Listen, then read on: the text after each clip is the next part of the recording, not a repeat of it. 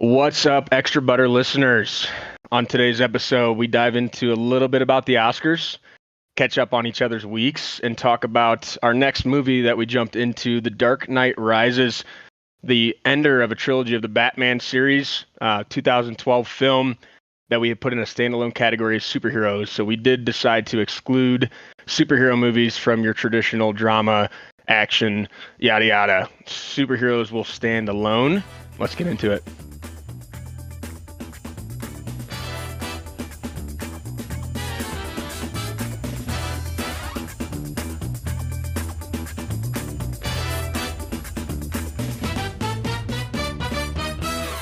Welcome back to Extra Butter, where three dudes with zero credentials pick a movie, watch a movie, and break down a movie from an average relatable perspective. From everything of critically acclaimed films to cult classics and everything in between, we've identified our own categories of movies between action, thriller, drama, etc. These movies that we're starting off the podcast watching at some point were on IMDb's moving top 100 list. So starting off with some pretty high-level stuff, and we'll get right into it. So what's up, fellas? How you doing, man? How was your week? Not too bad, dude. Just plugging away. I'm excited about watching this movie, and I don't know. I didn't have anything to talk about, so that's why I didn't want to get it passed back to me. I thought you were gonna jump. Right in. No, yeah, he's just trying to throw it back to you. You always like to lead it off. I had an idea of how I wanted this to go and how I could lead it off, but then since you said you had shit to talk about, I was like, just totally threw it. I didn't want to be pushy and go right into it. Speaking of shit, I picked up dog shit yesterday after the old snow melted from the winter, so that was fun. I got shit on last night by I'll say D-list celebrity. Lexi got me a early birthday present, and it was a cameo of Wes Bergman. He is on MTV The Challenge, a long-standing guy there. He's done The Traitors, House of Villains. So I've been watching this guy's reality career since I don't know, man, 2008. I don't know about you, Brendan. I have no idea. No, I do know who it is because I watched the most recent season. You would know currently him. Watching the. Yeah. So he could be an F list. Lexi got a cameo from him and told him to talk shit about me because I always talk shit about her. And it's about 1 minute and 30 seconds of him just bagging on me for playing video games all the time, never going out and doing anything, and just attacking my character, really. D-list celebrity cameo, that can't run you too much money. I didn't even ask. I was just laughing. It was... Because, I've done those things for you, Brendan, with the Bruce Buffer intro for one of your birthdays. So it's funny to get it back to me. And these people just mentioning shit about me that she told him and just bagging on me for it. It's just hilarious. But this D-list celebrity knows about you. And he took time out of his day to mention my name. I mean, he didn't get paid. Kind of a day ruiner to know that somebody that doesn't have any idea who you are took the time to. He did get paid, but took the time to just shit on your. My habits, my lifestyle. Yeah. Oh, I'm sorry. You should be able to pay to send him one back. They'd pay this guy to sit on a couch in front of a camera, and I'm out here. I'm hard working. I don't need this. Yeah. What an interesting idea for things like that, where if you got a cameo for a present, whereas I got one from you for a birthday from Bruce Buffer, and then this one of Wes. If there was a way to send one back, respond to your cameo. Yeah. Hey, I'd pay to send one back. Hey, buddy. Yeah. Hey, buddy. I got a couple thoughts about you. Let me give you a piece of my mind. Let me give you a piece of my mind. Yeah, new business venture where it's like that guy who goes and yells at your boss for firing you. Yeah, exactly. I did. Wow. Yeah, I didn't even think of that. I did get a new car, Toyota RAV4, 2017. Love me some Toyotas. And I tell you, what'd you pay for it? $28K. Okay. $28K miles, single owner. And after I bought it, I looked at a similar model in Parker, Colorado, and it was 60,000 miles for 27. Deal. Robbed them. I feel like. Did they run you around the old car salesman bullshit? No, they're pretty. Apparently I had a new guy. If I was bad at sales, I would tell everyone I was the new guy, and that's kind of what it felt like. No free ads, so we don't want to know. Yeah, so I signed this buy order. To say, like, I'm interested in buying it once you guys do your internal inspection, everything. And then I had to leave to Atlanta for a work trip the next week. And during that time, it was available to come look at. And the guy, I told all this to the sales guy, and he said, yeah, let's do it Saturday when you're back. I go, great. I get in Friday, I get a call. And I've been getting all these weird texts throughout the week. So it's like, dude, they sold this to somebody else. I just got a feeling. So he calls me. I've just gotten home from the airport and says, I need you to come in today because I didn't realize that because it's February, tomorrow is the first of the month. It's the first of the month. So 2 hours, I'm cleaning my car out. I'm getting all my title information ready, and I'm at the dealership after like a 4-hour trip. And then I'm there till 8 p.m. So I'm there at 3 to 8. Just do it. I did a test drive and then all the paperwork and bullshit. And I tried to scam them out of more money, but they weren't having it. So I didn't get the ring around, but they didn't play ball either. Everything car related. If you have a problem with your car, if you're getting a new car, your car gets towed, like anything that has to do with your vehicle is just always a pain in the ass. It's never fast. Well, perfect example. Yesterday, I had lunch with my mom. She had somebody rear-ended her, and it was, I mean, you couldn't even see the dent or details on her bumper. She's like, if I'm not leasing this car, I'm not even going in. But since she's leasing it, she's got to do all the rigmarole. She had to have Enterprise pick her up. Enterprise picked her up. She had to go 15 minutes to go grab that car, drive down to me to have lunch, wait for it to be done, and the whole thing was like $500. Insurance covered. I mean, at the end of the day, like, have the guy pay you $500, take it off the insurance. The guy fixes it. Let's move on. Yeah, let's get back to like old school bargaining. I not agree. A ton of damage.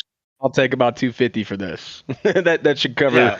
I'll take your trauma. firstborn child for new rims. How much for the fat guy in the circle? Mm-hmm. That's you, sir. Now my only win of the week was the Eagles re-signed Zach Bond. That's a big win for my personal sports fandom. Zach Bond will be a Philadelphia Eagle, I think, for 3 or 4 years, $51 million. It's looking like the Vikes are going to get rid of Sam Darnold. Not really get rid of him, but let him go. Kind of hoping they get rid of him is what that sounded like. My fingers. Thanks, but no thanks. Sounded like we want him out of Minnesota. Yeah, Geno Smith out of Seattle. Oh, yeah. Over there. I saw that. That will be interesting to see what they do. I'm assuming they'll draft. I don't know. Bring Russ back. Little reunion of Sussy Russie. And he goes off. Yeah. How crazy. Yeah. Well, another thing that happened this week, gentlemen, is the Oscars, and I did not watch all of it, but I wanted to bring it up.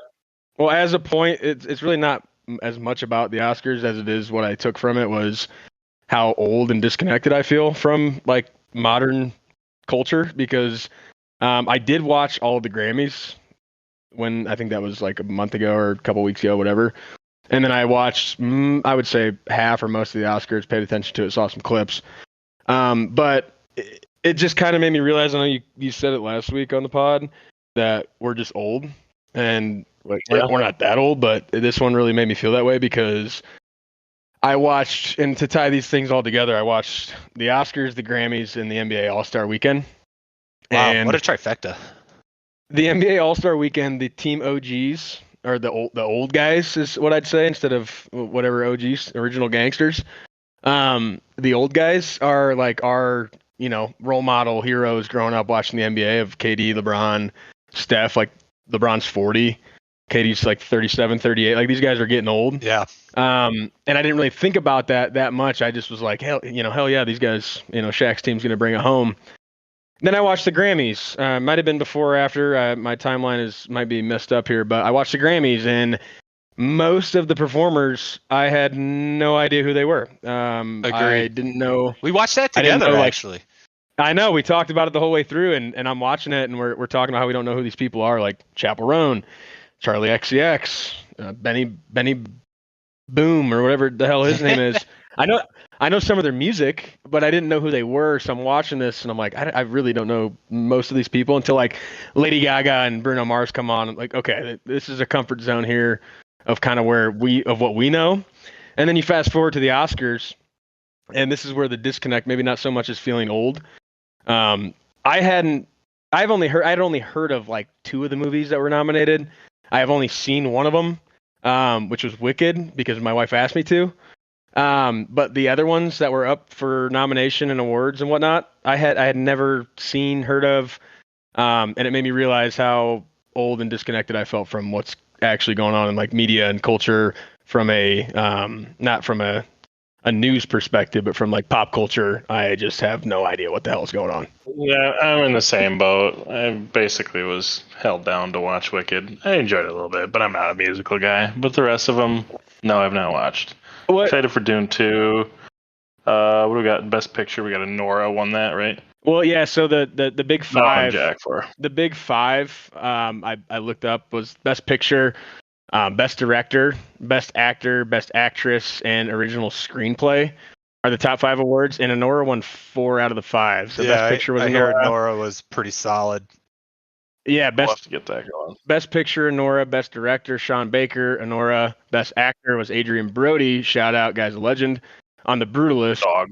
Best Actress, Mikey Madison from Nora. And Original Screenplay, you guessed it, it was Nora. So definitely cleaned house. But yeah, in terms of the Wicked thing, is like the only one I'd seen. So every time it was nominated, I'm like, oh, Wicked's got to win this one, right? It's the only one I've seen, so it's probably the best one because it makes the most sense. And I think it only won a couple for costumes and maybe some other. It definitely, I think it got set design because that movie was crazy architecturally, like just mind blown with whatever CGI sets they were using. I know they built a lot of it, and they let the Ariana and Cynthia were like singing live during a lot of that movie. Honestly, it was a tough award ceremony season for Lexi, man. Taylor Swift getting snubbed at the Grammys and Wicked getting snuffed at the Oscars. It really put a damper on her. I was going to text you because I didn't know if you guys were watching, but I had a feeling that Wicked was not in the same boat as Taylor Swift for her, but I assumed it was probably in a boat of... No, same as me. They're in the same boat. They might not be at the same side of the boat doing your Romeo or Hold Me Jack moment, but she took me to the play this year, and then took me to the movie. And Wicked has been a part of her life probably just as long as Taylor Swift. So really, really devastating turn of events. So you kind of deserved the cameo, you know? And Wicked was good, which I'm sure we'll get to it at some point within this pod and reviewing it. But it just really makes you want to watch these other movies because if they're winning, I mean, if Anora's winning 4 of the quote unquote big 5, probably a movie that should be on our radar. But 100%. Another thing that I loved about the Oscars was. Adam Sandler actually continued the original joke from Nikki Glaser that I think she mentioned at the Grammys or whatever she hosted. She had talked about Timothée Chalamet and how his name is just a perfect Adam Sandler thing to say. I saw that in his voice. So she was like talking about how he could say it, and he screamed out Chalamet, and then he was at the Oscars in his jump pickup basketball outfit that I know is definitely gym shorts. I think there's a like dress code that he broke, quote unquote. 100%. But that is his dress code, and he's Adam Sandler, so fuck off. Yeah, and I'm sure it was, they knew he was there, obviously, and he was never going to dress up for it. I'm sure it was probably a little bit staged, but he walked up as he was leaving after talking about what he was wearing and just got right in Timothée Chalamet's face and like grabbed him by the shoulders, kind of like an old Billy Madison moment. He's like, Chalamet! And it was elite Sandler stuff. That guy is an all-time legend. I'm with you, Brennan. I did not watch the Oscars either. Frankly, 3 hours is too long for my attention span. And with Hulu cutting off the stream, I feel like I saved time not watching it. But I did watch a review video, and apparently there's a lot of beef with Demi Moore and Mikey Madison. Did you guys see that? I didn't know who Mikey Madison was by name until I watched the Oscars. So is it Billy Madison's brother? Or? Yeah, it's a girl. And Mikey Madison is one of the hippie girls in Once Upon a Time with Hollywood. And I loved her in that and had no idea who she was until I did my review. Demi Moore and Mikey were nominated for Best Actress. And Demi Moore's movie is about being replaced by like a younger, hotter person. And she's like insane in that movie and was visibly like ticked off she didn't win it. So half the video, she's still in character. Yeah, apparently, because half the video was just like, oh man, like one of those moments at the Oscars that were like unexpected. Yeah, that movie's called The Substance. That was nominated for a few awards, I think, as well. Yeah, it's a weird thing to have beef about just because your movie's about it, and then I guess I don't know. The actors and actresses do become the person in the movie. I think there's a lot that goes into it. Not that I would know, but we've heard. I mean, you hear stories all the time about people kind of being stuck within the character. So I do see the side of beef of like she just went through God knows how many takes and cuts and months and whatever put into that movie about the exact thing that happened at the Oscars. So kind of a weird beef, but if she was still in character, I mean, I guess it makes some sense to me. I don't know. She is the character. Well, the other part that was cool, completely unrelated to that story, but the exact same moment at the Oscars, was Sean Baker, the director of Anora. Quentin Tarantino was giving that award, so he's the one that handed it to Sean Baker. I don't know if you guys saw this. No, I didn't. That's awesome. Yeah, so Tarantino was the guy presenting the award, and when Sean Baker took it, and Tarantino, they had like shared a moment, hugged it out, whatever. Congratulated him, and Sean Baker's first thing he said was, "I never would have casted Mikey Madison in this movie if it wasn't for you putting her in Once Upon a Time in Hollywood." So it's kind of weird, those glass doors moments, for Mikey Madison to be now winning Best Actress, Best in the movie, Best Picture, essentially Movie of the Year, and this Sean Baker director finding her from that movie from Tarantino. It's kind of a weird, cool. It was a cool moment to watch on stage because I didn't really ever think that deep into how actors or actresses get picked for movies or how they might maybe get noticed by directors and how they handpick them to fit a role that they're kind of going through the motions of writing a new movie. And it shows you that like who the big name directors are. Christopher Nolan, Tarantino.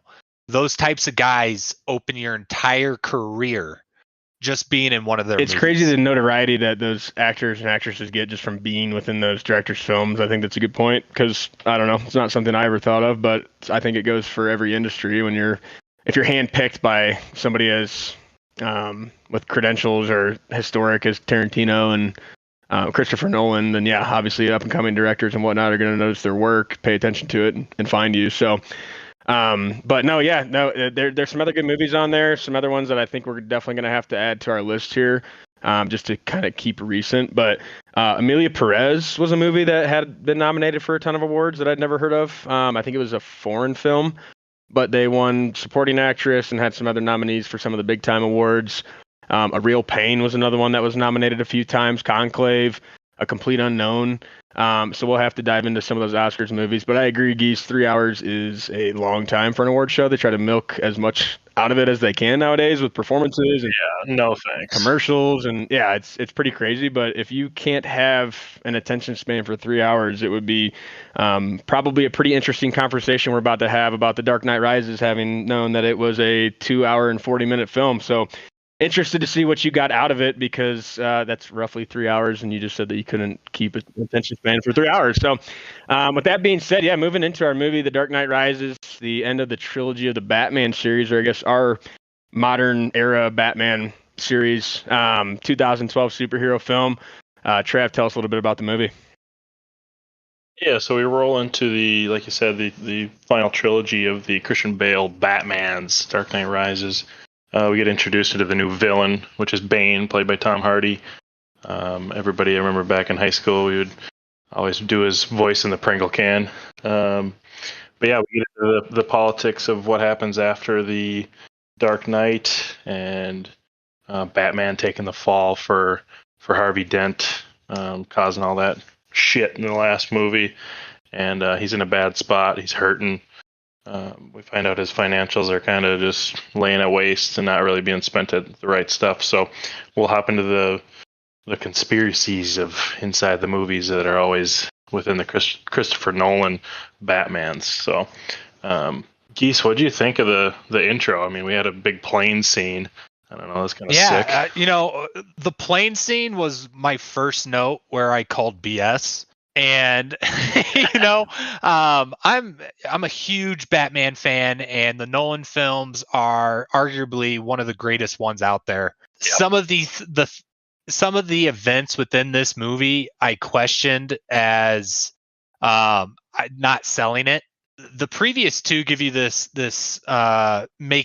makes the movie feel like a reality, put it in like in real life. It gets rid of that campy superhero, dropping from 3 stories and not being hurt.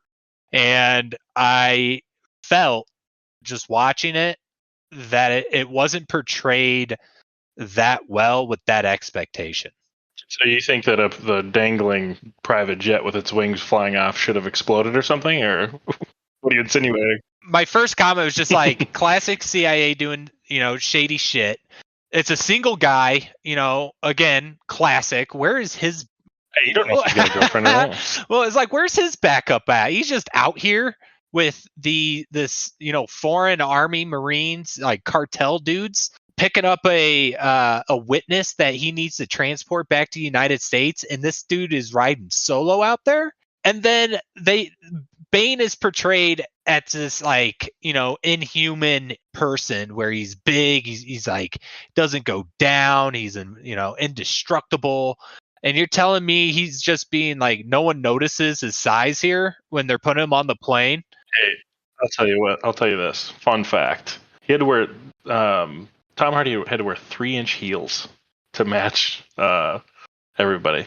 All the lead like male actors. He's 5'7". Well, they did a great job. Yeah, I mean, he looked like a big exactly. dude. He looked like a big dude, and then he's sitting here all tied up with this hood over his head, and he's just some normal-looking guy. Like, you'd feel that guy's arm moving, and you'd be like, "Oh shit!" The plane scene was electric. I was saying right before the wings fell off, like, "Oh, those wings would fall off," and then poof. I was like, "All right, we're in it." That bringing it to real life. It like that portion made me feel like that would happen. I agree that the realistic part of it doesn't make a ton of sense listening to you talk about it, but I am a sucker for that type of shit. And any sort of, I don't think about that in the moment. I'm sure there's other parts of this movie I did, but fire me up, man. I mean, this movie, the intros to characters in this movie, starting off with Bane, just his stature, what he looks like, his apparel, his voice. I mean, the guy was an absolute savage. I thought the plane scene. Probably not, dropping hooks from plane above a plane perfectly onto the bottom plane to then break into said plane and do what they did. But the introduction of Bane being the antagonist and just his voice and like, again, like the way that they had him dressed and the face mask and absolute savage. I mean, we talked last week about how older movies kind of had the typical intro of not really a gotcha moment, not an opener, songs, credits, title of the movie, etc. Then we catch up to, this movie, I don't know, 10, 15 years later, and we get a frickin' action thriller. We're jumping planes, diving into it, talk about hooking you into a movie. Oh, absolutely. I mean, shit was absolutely electric. So, yeah, maybe not realistic, but fuck. Bane is an elite character. And to that point, Brendan, I have a note here where it's like I had preconceived memories from watching this movie previously from last watches. I was surprised it wasn't how I remembered it because a lot of it where I was like, the third one's not as good as the other two, blah, blah, blah. And then we get through that intro scene and I'm just like, all right. I had wrong, interpretations about this film just from watching it so many years ago. Yeah, I feel the same way. Another thing about it too that it's going to be a common theme for me was definitely character introductions with Bane, but the music, like the music that they decided to put into this movie, the build-ups, the intros, like it all fit. It was fitting to who Bane ends up being and like kind of his character as a whole. But that opening scene fired me up. It was electric. I don't remember as much. Again, I've watched this movie prior, and then I realized as I was watching it, it felt like I was watching it for the first time. Some things were familiar, but really I felt like a first time watcher because it's been years. I just assume I remembered everything about the Batman movies.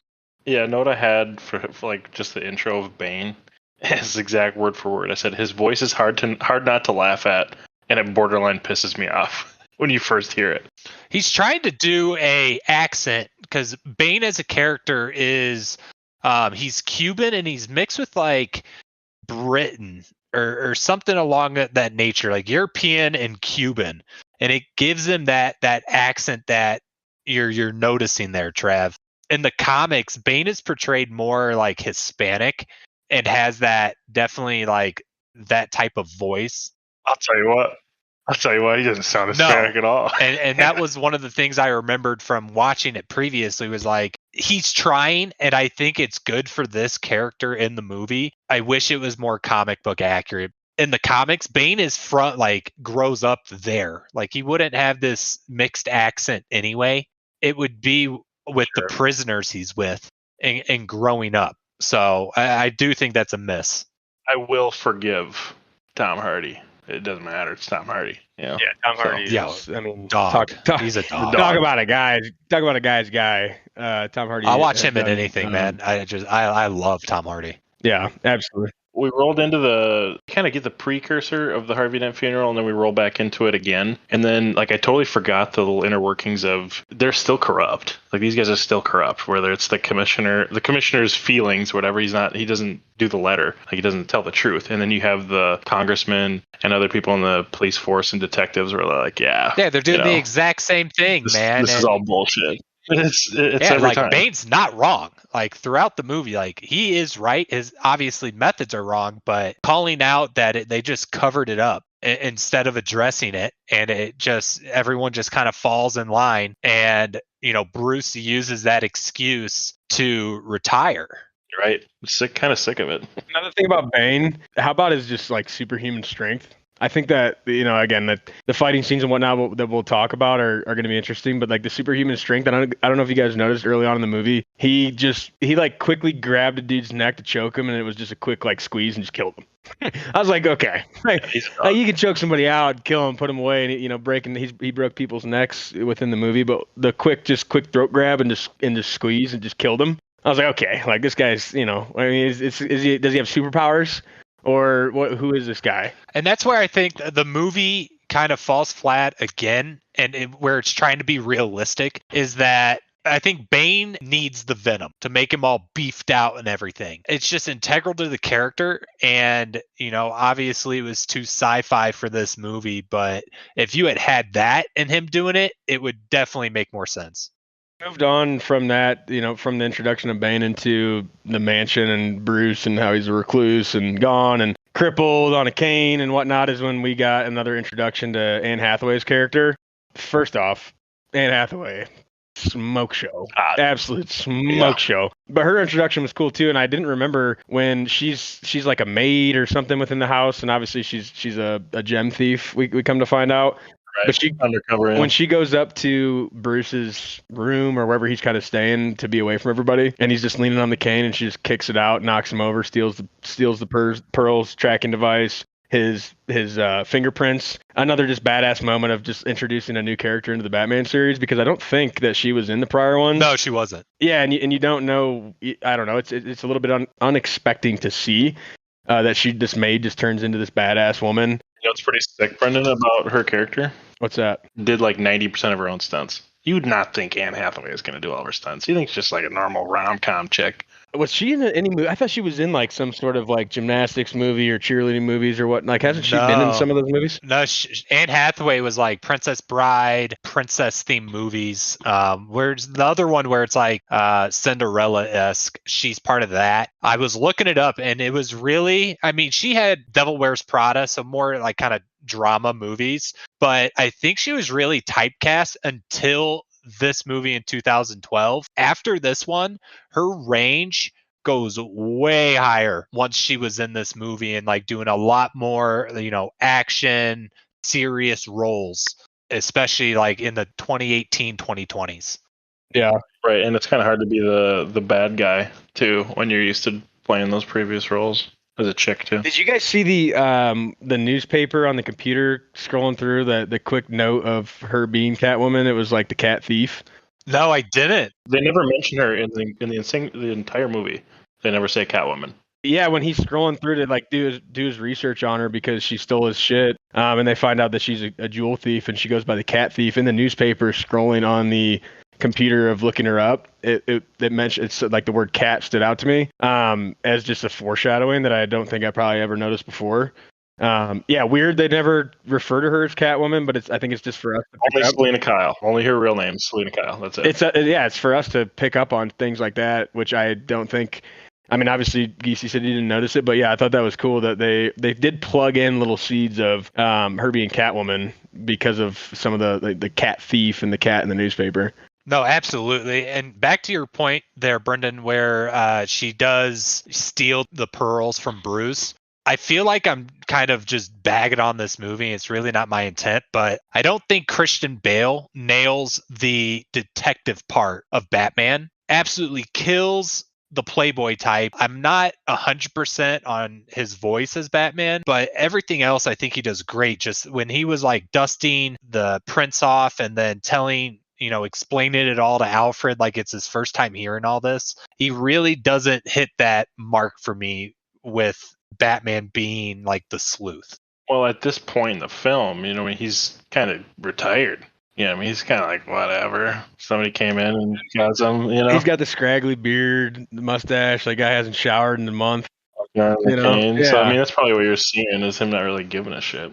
That's a good point. I know, and that's one thing that I did like about, again, another introduction of I would say Batman's introduction, because obviously Bruce Wayne gets brought into the movie there, but when they introduce Batman, they're kind of firing him back up, clean shaven, his like understanding that I think John Blake, Joseph Gordon-Levitt's character, the cop. Yeah, Officer Blake. Yeah, he like kind of woke him up by coming in and talking about the orphanage that they came from and the funding stopped. Like Bruce Wayne was so big and rich and his life like going in a kind of a spiral. He had no idea like an orphanage that his company or his his enterprise funded completely cut off all funds and whatnot. And I thought that was kind of a cool moment to wake him back up. Again, he looked like he had just been living in a hole or, dug himself a hole, living by himself. Looked like shit. Blake's character comes in and lets him kind of know what's going on within his enterprises, how it's falling.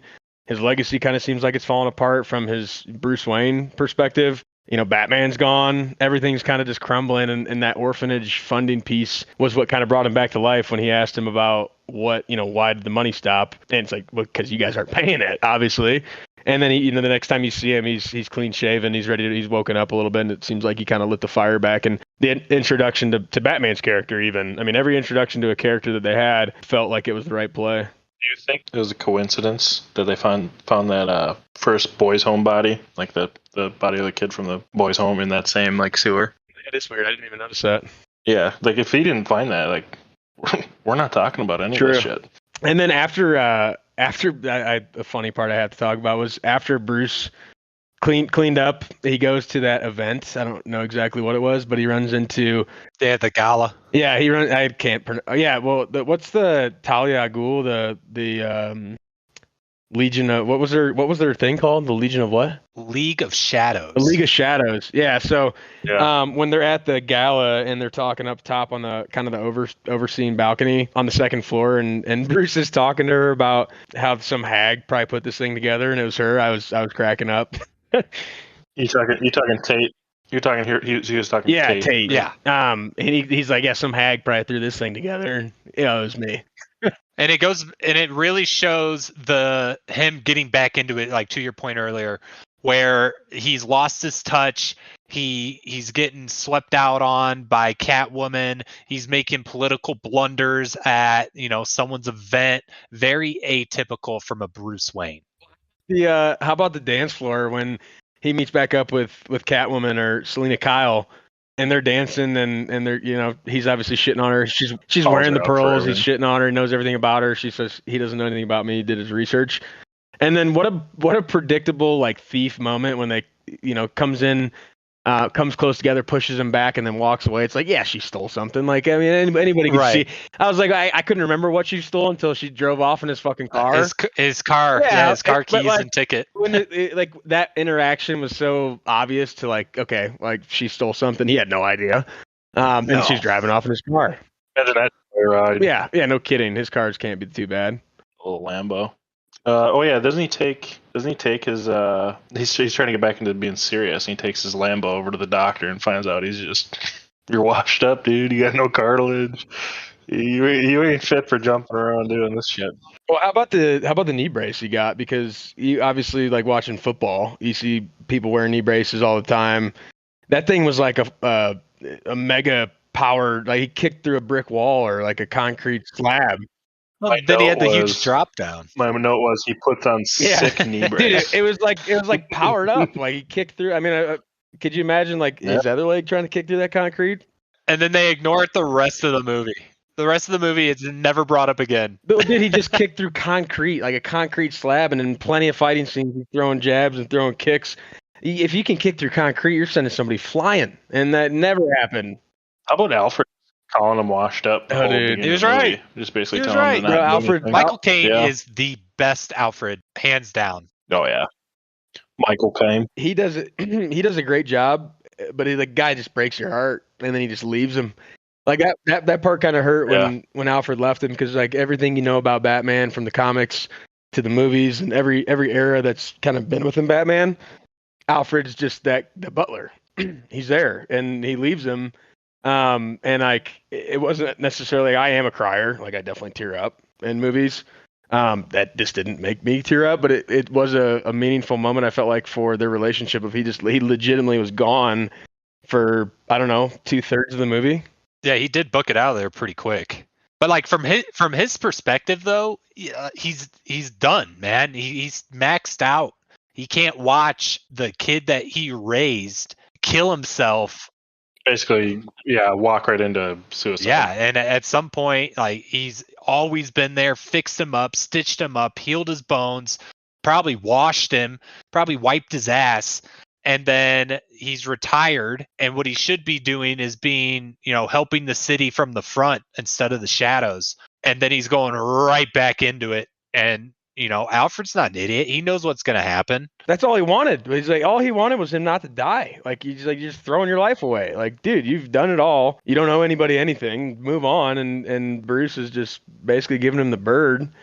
So yeah, I mean, it was a weird moment, but it's like, dude, all he cares about is like, he's lost the Waynes. I mean, they're all gone. It's like, you're the only thing this guy really has left. And he just doesn't want you to die, which seems pretty self-explanatory. I don't want people to die. And he forces his hand and he just up and leaves him. It just was a weird little part in the Batman, I guess, lore, but, a little bit of an emotional tie within those two, because I mean, Alfred's been a part of their family for seems like his whole life. And especially going through the Joker, you just dealt with that, man. And now it's like, you thought you were done and you're getting back into a literal terrorist. It's just like the stakes are so upped in this movie where it's like you really see where like characters that have been through it all kind of like have their time to shine. Christopher Nolan's so badass, because back to your point, Brendan, of all the character introductions, scene transitions are spot on, because we roll into like I think it's Fox tells Bruce like, hey, like you lost your money, man. We can't be paying for this boys shit. It comes up for profits. He rolls onto all the like, this is all the stuff that you have. You can still be Batman. And then boom, we roll into Bane hopping into his like the biker. We're hopping right into the stock exchange. This is how we're dumping all your shit. It's gone. We got the program. You got nothing. there's no way that bike helmet fits over his head with that face mask on. I didn't think about that, but I had thought of him beating the shit out of those three guys at the front, and all I could think about was Myles Garrett hitting Mason Rudolph in the head with the football helmet, just knocking those guys out with his helmet, and then I think he handed it to one of those guys when they started like firing the guns in the air to get everybody on the ground so they could steal Bruce's money or dump whatever they did, pretty much bankrupt him. Which you don't know what he's doing in the beginning of the scene. Like, oh, he's hopping in there, he's gonna start stealing money. But the perfect transition, like I was saying, is before that, we're hearing that, hey, Bruce, your shit's not making any money. Like, you can't necessarily be even Bruce Wayne. You have to either stop doing what you're doing, or you got to get back to being actual Bruce Wayne and Batman. So then he comes in, Bane already knows this shit, and he goes, all right, I got your thumbprint. I'm wiping your shit. Yeah, and they did. I mean, the main goal there obviously was to bankrupt Bruce, but when they're outside and the cops surround the entire building, one of the funny lines I thought of was when the chief's talking about like how all that money's in there, and that one cop's like, I keep mine in my mattress. It's like, my shit's still gonna be there, bro. Like, I don't trust it.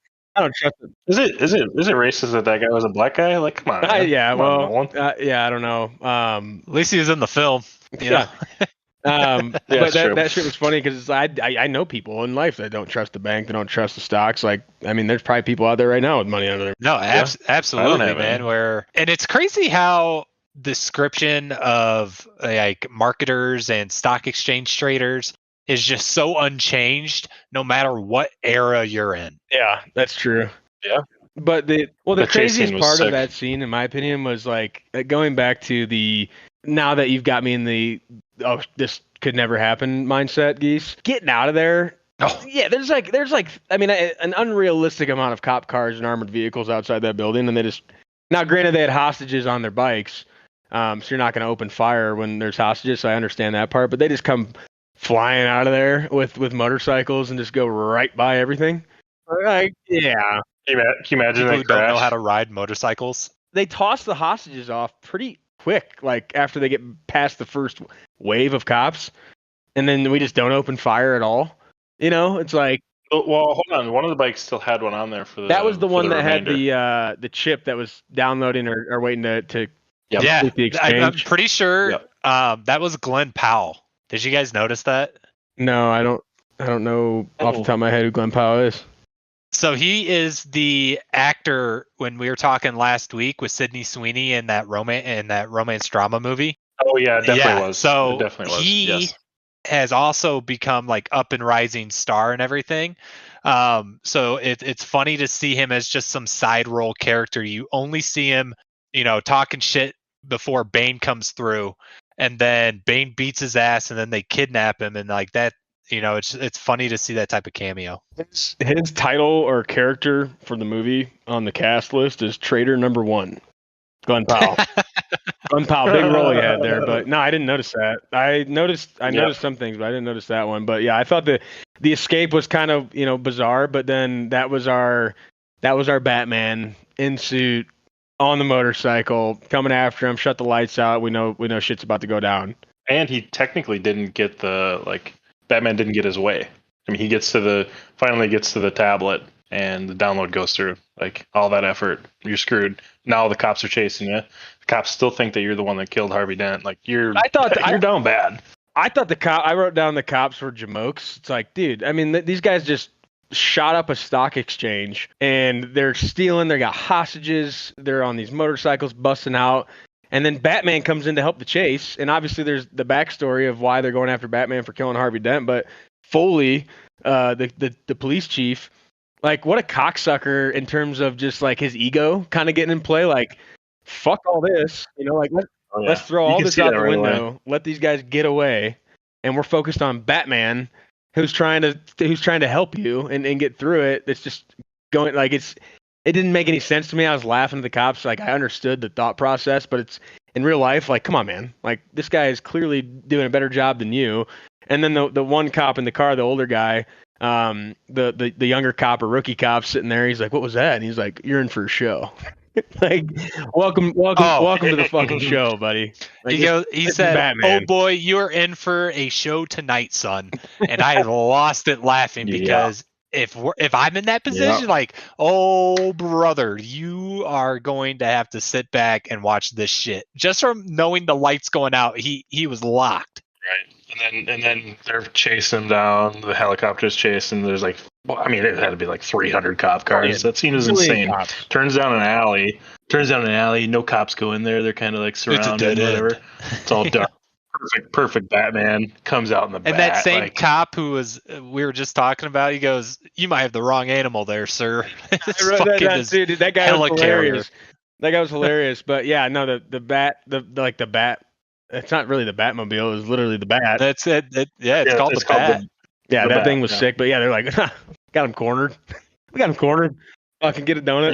Get a coffee. Drink the coffee. Yeah, got a bike. We got him cornered. Yeah, right. This is Batman. Heading back into the Superman movie.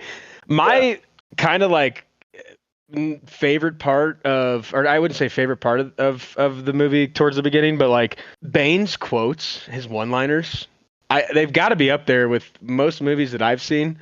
Like best of all time. Like his one-liners, like when they're talking about going in that room. I think Daggett was his name, the guy that he was working with, trying to take down the Wayne Foundation. And they go into that room and they mention this. He's like, "Where the hell is Bane anyway?" He's like, "Speak of the devil." And he's right behind it. Like, dude, his one-liners were like throughout the whole movie, but that was kind of the introduction to when he was going to start giving his quotes, like the ones that we all remember. I bet you Tom Hardy kind of improv'd a bit of those too. I don't think there was a bad, like, one out of, like, script-wise. Anything that Tom Hardy said in that movie, I latched onto. Like, his monologues are the movie. The reason you watch The Dark Knight Rises is to hear Tom Hardy go on a fucking spiel about morals, democracy, politics, and it just sold everything. Well, in that same scene too, it's like the guy is working with Bane, and Bane's kind of the hired sword per se. But he's not. That's what the guy thinks he is. He owns him, pays him money, and like that's when he says, "Speak of the devil." And then he tells the other guy to leave, and Daggett's like, "No, you stay here. I'm in charge." And he just big boys him, or like little boys him, puts his hand on his shoulder. Yeah. Do you feel in charge? And it's like, dude, I have a note for that. It was just unbelievable. You think you're in charge, dude? Yeah, like it's so good. His list one-liners, and I know, like you mentioned, like later in the movie that getting into some of his longer speeches, but a lot of his early commentary was just his one-liners or just moments, and like they just stand out because his voice is so unique, his character's so unique, and it was priceless. I thought the way that they kind of scripted this movie was elite for him because all of those one-liners are stuck in my brain. I almost wrote every single one of them down because they were so cool. I forgot to mention this, but revisiting the Alfred leaving. How about when they get back to his house and he's like knocking on the door, and Tate's like, "You don't have keys?" He's like, "Never needed them." Like, dude, how rich do you have to be? How rich do you have to be to show up to your own house? You can't even get inside because you've never had to open your own fucking door. Bane shows up to talk to Roland, who is pissed, LOL. And then I go, Bane big boys him, Bane mashes his face. And then it goes into like, Daggett's body's found in a dumpster and all this shit. But yeah, when he can't get in his own house, it's pretty good. He kills Daggett. Like he did, like you could tell he was killing him, like breaking his neck, crushing his face, whatever. It wasn't just a quick throat grab that just drops you and completely kills you. Like he did break his neck, he grabbed, and that was a clear kill. So at least they started to get him back to reality a little bit within that. But his character, I mean, that guy, it's incredible job with Bane. Well, then we keep rolling into Catwoman. Like we can't figure out if she's for or against this whole situation with Bruce and Batman, whatever his strong friend or whatever she calls him. They go into that tunnel, take care of it. Hey, you're gonna take me to Bane. Here's your what's it called? What's that little device she wants? Clear slate. Yeah, clean slate or whatever. Hops into the tunnel. Everything's going good. Hey, we're where it's at. Here, walk into this cage. Nah. There you go. Have fun with Bane. She knows he's gonna be so electric, and I don't know if my TV's just kind of ass. I think you can't see as much going on. You get kind of those like almost, I wouldn't say it was lightning because I think they were obviously in the sewers, but you get those flashes of like seeing Batman or seeing Bane. Yeah, The and gun you flashes. see him and the face off and like that initial encounter, like Batman got his ass rocked, dude. Absolutely rocked. Yeah, my note And he is came looking for blood too. Bane is a dog. Yeah, Bane is a dog and takes everything Batman throws at him, beats his ass. And then the famous quote, "You merely adopted the dark after everything turns off," because he does his turn the lights off. Little magic trick, and then I was born in it. Yeah, you adopted it. You weren't a bat and that's before. that's what I I've mean when always I'm been like going back the to shit. the like the one-liners and quotes. Like every single quote that One-liners, Bane yeah. has, it just sticks with you. And it's still, people say that shit today. Like the Eagles, Jordan Mailata in the Super Bowl or in the playoff run, he was laughing at a defensive end. He's like, I was wondering what would break first, your spirit or your body. Like this Bane's character, I really do think Bane's character's quotes and like how Tom Hardy portrayed it. It literally to this day, I mean, what, 13 years later, people are still quoting Bane. Like he's transcended the movie itself, 100%. and like the character that he played is still relevant today. And Batman, that trilogy ended in 2012. Right, and then the last little bit of that. I mean, what an epic scene, and it kind of closes out the like first interaction they have, blowing up that ceiling, and he shows, "Hey, I've been underneath your shit this whole time. I'm going to take everything that you made, all this military shit, it's mine, and I'm going to use it."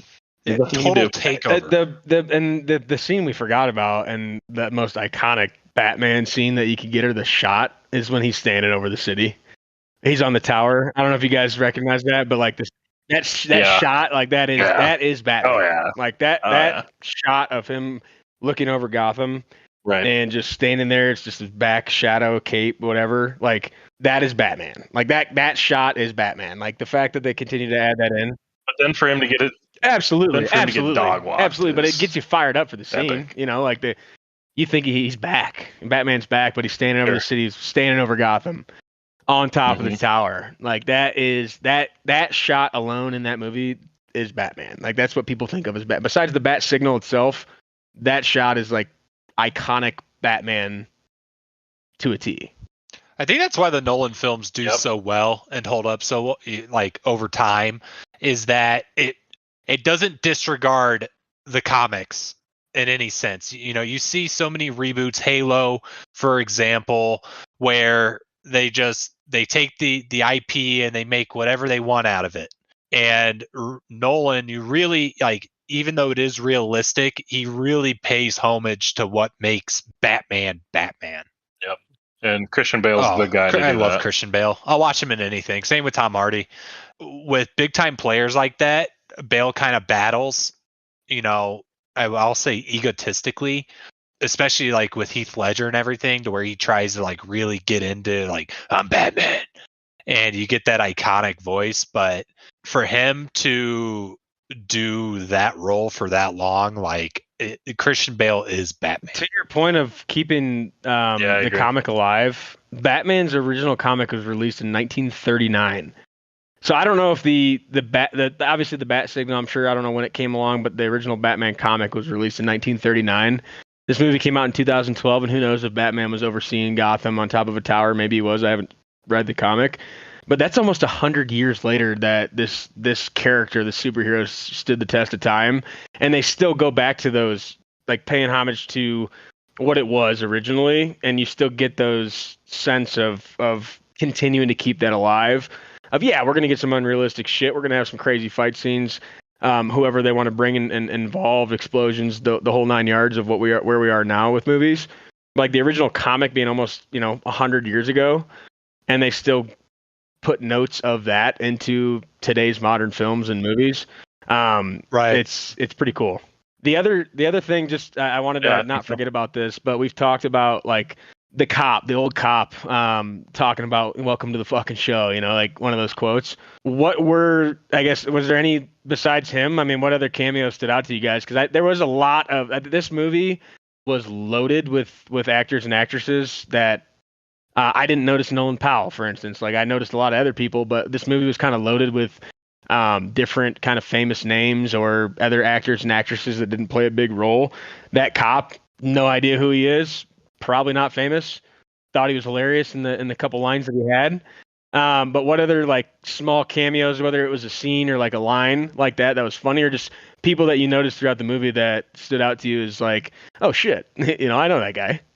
And not really along those lines, but for characters I saw within this movie whose careers I felt kind of blew up after it. Glenn Powell, as I mentioned, Bern Gorman, who is the assistant to Daggett, has that really iconic face. You can remember his face. He's in a plethora of movies since this came out. Again, Anne Hathaway, just from being typecast as this like certain character, and for her to take on this sexy, mysterious woman without coming off as like a goody and doing her own shoes, stunts, like Trev said, like doing most of her own stunts is crazy. Yeah, exactly. Doing her own stunts, and then Joseph Gordon-Levitt.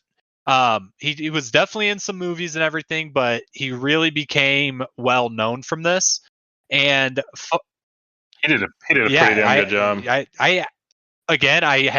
I love him in anything, so I'll always watch his movies. But I was looking up movies that he was in, and do you guys remember Treasure Planet? I have not seen it. Old way back in like early or late 90s, 2000s, animated.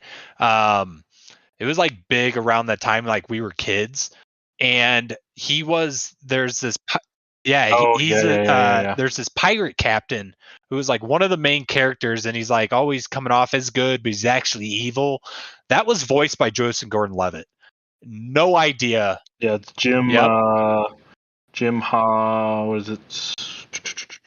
It's Jim like Hackman or something like that. Yeah, Hawkman, and he's like a serious character in that movie, and Joseph Gordon-Levitt's the voice, and that surprised the shit out of me because I love that movie. Yeah, the only I don't really have that many for cameos. Nothing really in the first bit of the movie, but as we roll into like the second half, I had a couple. But one that I saw as a note when I was looking up like kind of my research for this movie is the fact that they didn't even, in honor of Heath Ledger, Christopher Nolan said, "Hey, we're not going to mention the name Joker in this entire movie. Like, don't even that movie, Dark Knight, is his." You know what I mean? I thought that was pretty cool. I like the respect. Yeah, he deserves it for sure. More than Nolan films, man. Like we've talked about it a lot, prior, but like Gary Oldman as Commissioner Gordon, Ben Mendelsohn as Mr. Daggett. Like that dude just has such a punchable face and sells it. Yep. And then you got Michael Caine. You got Tom Hardy.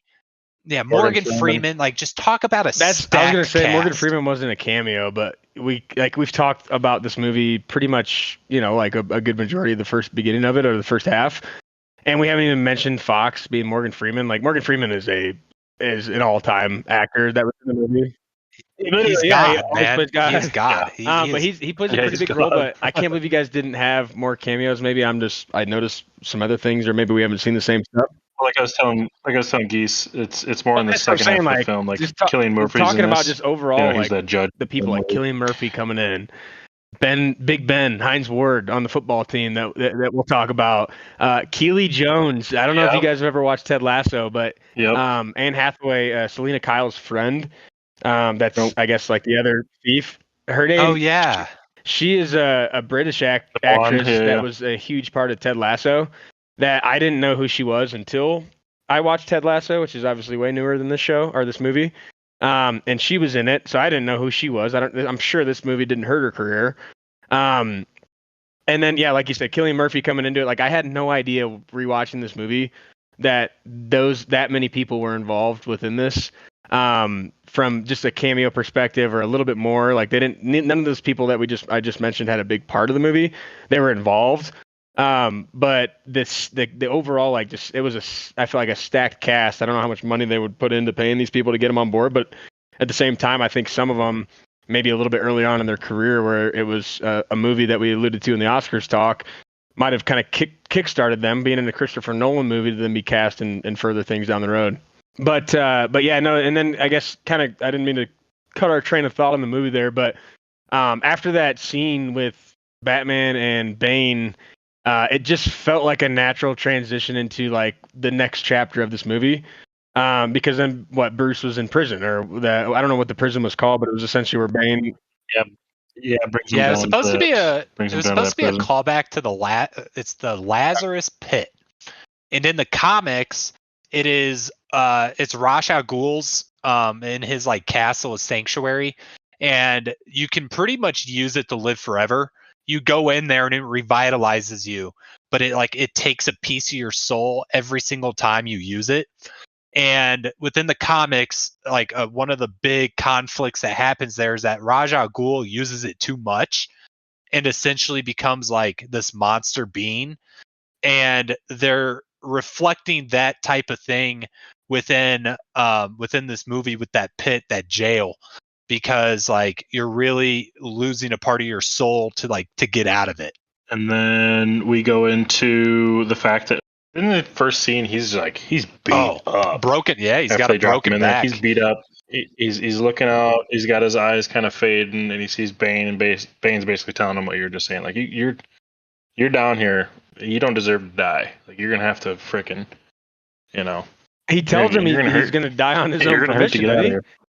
Like I'm not permitting you to die yet. You're gonna sit down here and I'm gonna ruin Gotham. Is basically what he's telling him. And suffer and be mentally tortured by the fact that you can see daylight, but you can't physically get to it, even though there's a way to do it. Gotham is Batman's whole life. Like his entire lore of his character is protector of Gotham City. So to keep him in a pit that's a blown up water well, I guess is the best way to look at it. The cylinder that seems like nobody can get out of it. He just basically tells him like, you'll die when I permit you to die, and I'm going to destroy Gotham City, and you're going to watch it.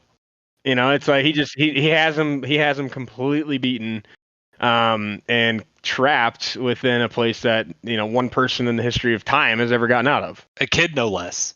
So it really goes to show you that and then like Bruce thinks like Bruce gets to the point where like he can get back up there, and he thinks he's got it. Like, yeah, give me that fucking rope. Like, I can handle it. And then just everybody else before him he fails. And just it shows you that just like you're still not ready even after you've kind of like rehabilitated in the middle yourself. Of him being trapped down there, another just maybe it wasn't as big. It's not obviously as big of a one-liner as Bane has had throughout this movie so far, but when they go to the football game where we do see Big Ben and Heinz Ward playing for Gotham City, I don't know what their team name is called. I thought it was funny. I think it was at Heinz Field.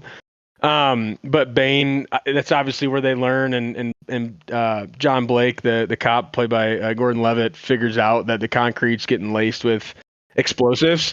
Bane in the players' tunnel, like where you introduce the team coming out, and he's standing there, and he says, "Let the games begin," and then it just fucking. And they timed it up with kickoff. Him saying, "Let the games begin." Like that line again. It's like a lot of his early scenes in this movie, and I know we're kind of getting towards the middle of it, but most of his lines were not that extended. It was one-liners that I did not forget them. He wasn't like talking that much, but his lines just stood with me through the whole movie. We've talked about the cops previously. Can we talk about the cops this time? Because they took every single cop in the city and sent them to the sewers. Well, to be fair, like who thought to be fair, was a good idea? The whole operation was being held, though. Yeah, but if you think about it, the guys in the middle are doing fucking nothing.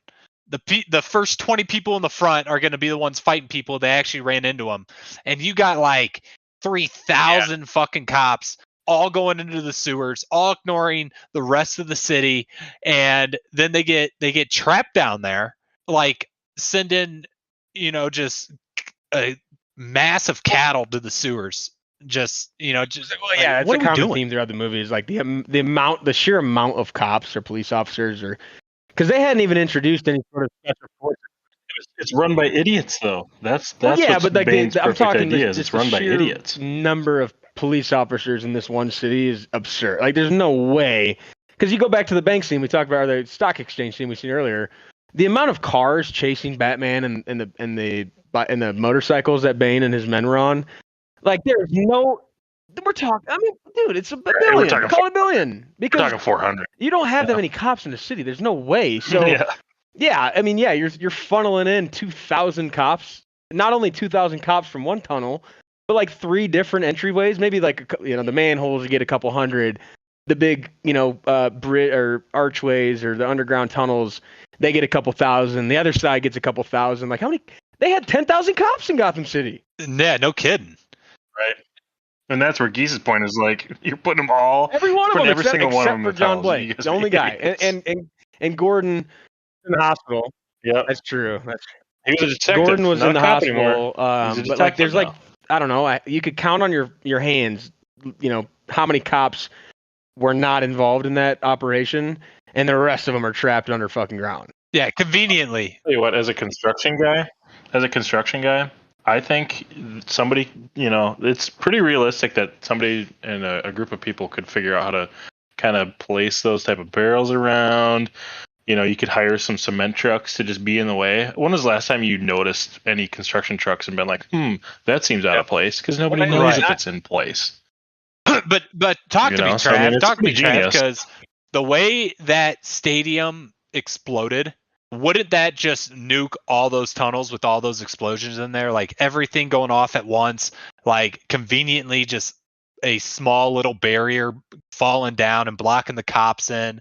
Like, in my mind, if those types of explosions are going off, it's all gone. Yeah, they're done. They're cooked. No, I get that, but just something I'm watching, like, oh, of course, it's only the entrance that it falls down in, and they're blowing up like an entire ring around the entire city. Like, you're gonna feel that. Lest you forget, Bane was trained by the same guy that trained Batman. That is true. I mean, it is a special mixture, so maybe it's very concentrated. Yes, sir. He knows what's going on. He knows how that. One thing I liked was that when Bane blows up the stadium, he walks in and he just picks up the thrown away mic off the ground. And it's just connected to the stadium like audio system, all the stereo. I got a fact for that. Fact for that, boys. Hold up. Oh no. There's a whoopsie. There's a Trav whoopsie. Back judge. Did you notice that the ref that he took it off of was a back judge? When was the last time you saw a back judge? Going? I mean, come on now. We don't have Cleet Blakeman up there. He's not grabbing off the main dude. I think I'm just more on some of these like logistical things about the movie. I think I just get so encapsulated by what's going on. That didn't stand out to me. I'm just locked into what Bane is saying. But you got Big Ben. You got Big Ben and Hines Ward out there. At least they could say, "Oh yeah, sorry guys, the back judge does not have the mic. Could be this guy. Got the white hat, But I'm pretty sure they died. The microphone. Okay, so no, Hines Ward took it to the house. Before I get to my next point, Hines Ward housed that kickoff. There's never been a more true one cut and you're gone than guys literally falling through the ground behind you. And he housed it. He had no idea he was about to celebrate the touchdown, turn around, and he was probably dead. But let's not forget the newspapers on, I don't know, let's pretend that had to have been a Sunday. It could have been a Thursday night, but it was during the day, so it had to have been a Sunday. Probably Sunday noon kickoff. That's in Pittsburgh, 1:00 kick. Right. Those people are dead behind him, the football guys. That's not going to show up in the stat sheet, but what will is a 6-0 ball game on a Hines Ward touchdown, because you got to count it. You have to count the score. Yeah, the Goliath Knights win 6-0. Yeah, but that's when you go back in the record books and you look at the win column and the loss column. That's a win for Gotham because he scored and everybody else died. So you'll never be able to take that away. He did cross the goal line. He not only was he an elite Steeler, one of the all-time Steelers. Correct. He won a football game for Gotham in the middle of a terrorist attack. You can't forget that. That touchdown. How many people can say that? Also, that back judge did not move. The back judge did not move. He grabbed it right by he's in the end zone. I mean, what a lazy ref. To your point about the mic, yeah, he'd never have the microphone, but like that microphone's not ever going to be on a football field either. It was wired, and it was like he was holding it with his hand. Like those mics are in the ears. Yeah. They're like Xbox headset skinny wires. But he's also that was 2012 though. He's also not grab the head was 2012. We were born in the late 90s, so we've never seen a football guy or a ref come out there and call holding with a fucking Bruce Buffer microphone. It's never happened before. Yeah, he's not gonna grab him by the shirt where it's clipped on, and spin the little thing on his waist and like hold on to the guy the whole time. So I mean, I get it. But if you knew nothing about football, you wouldn't even have thought that.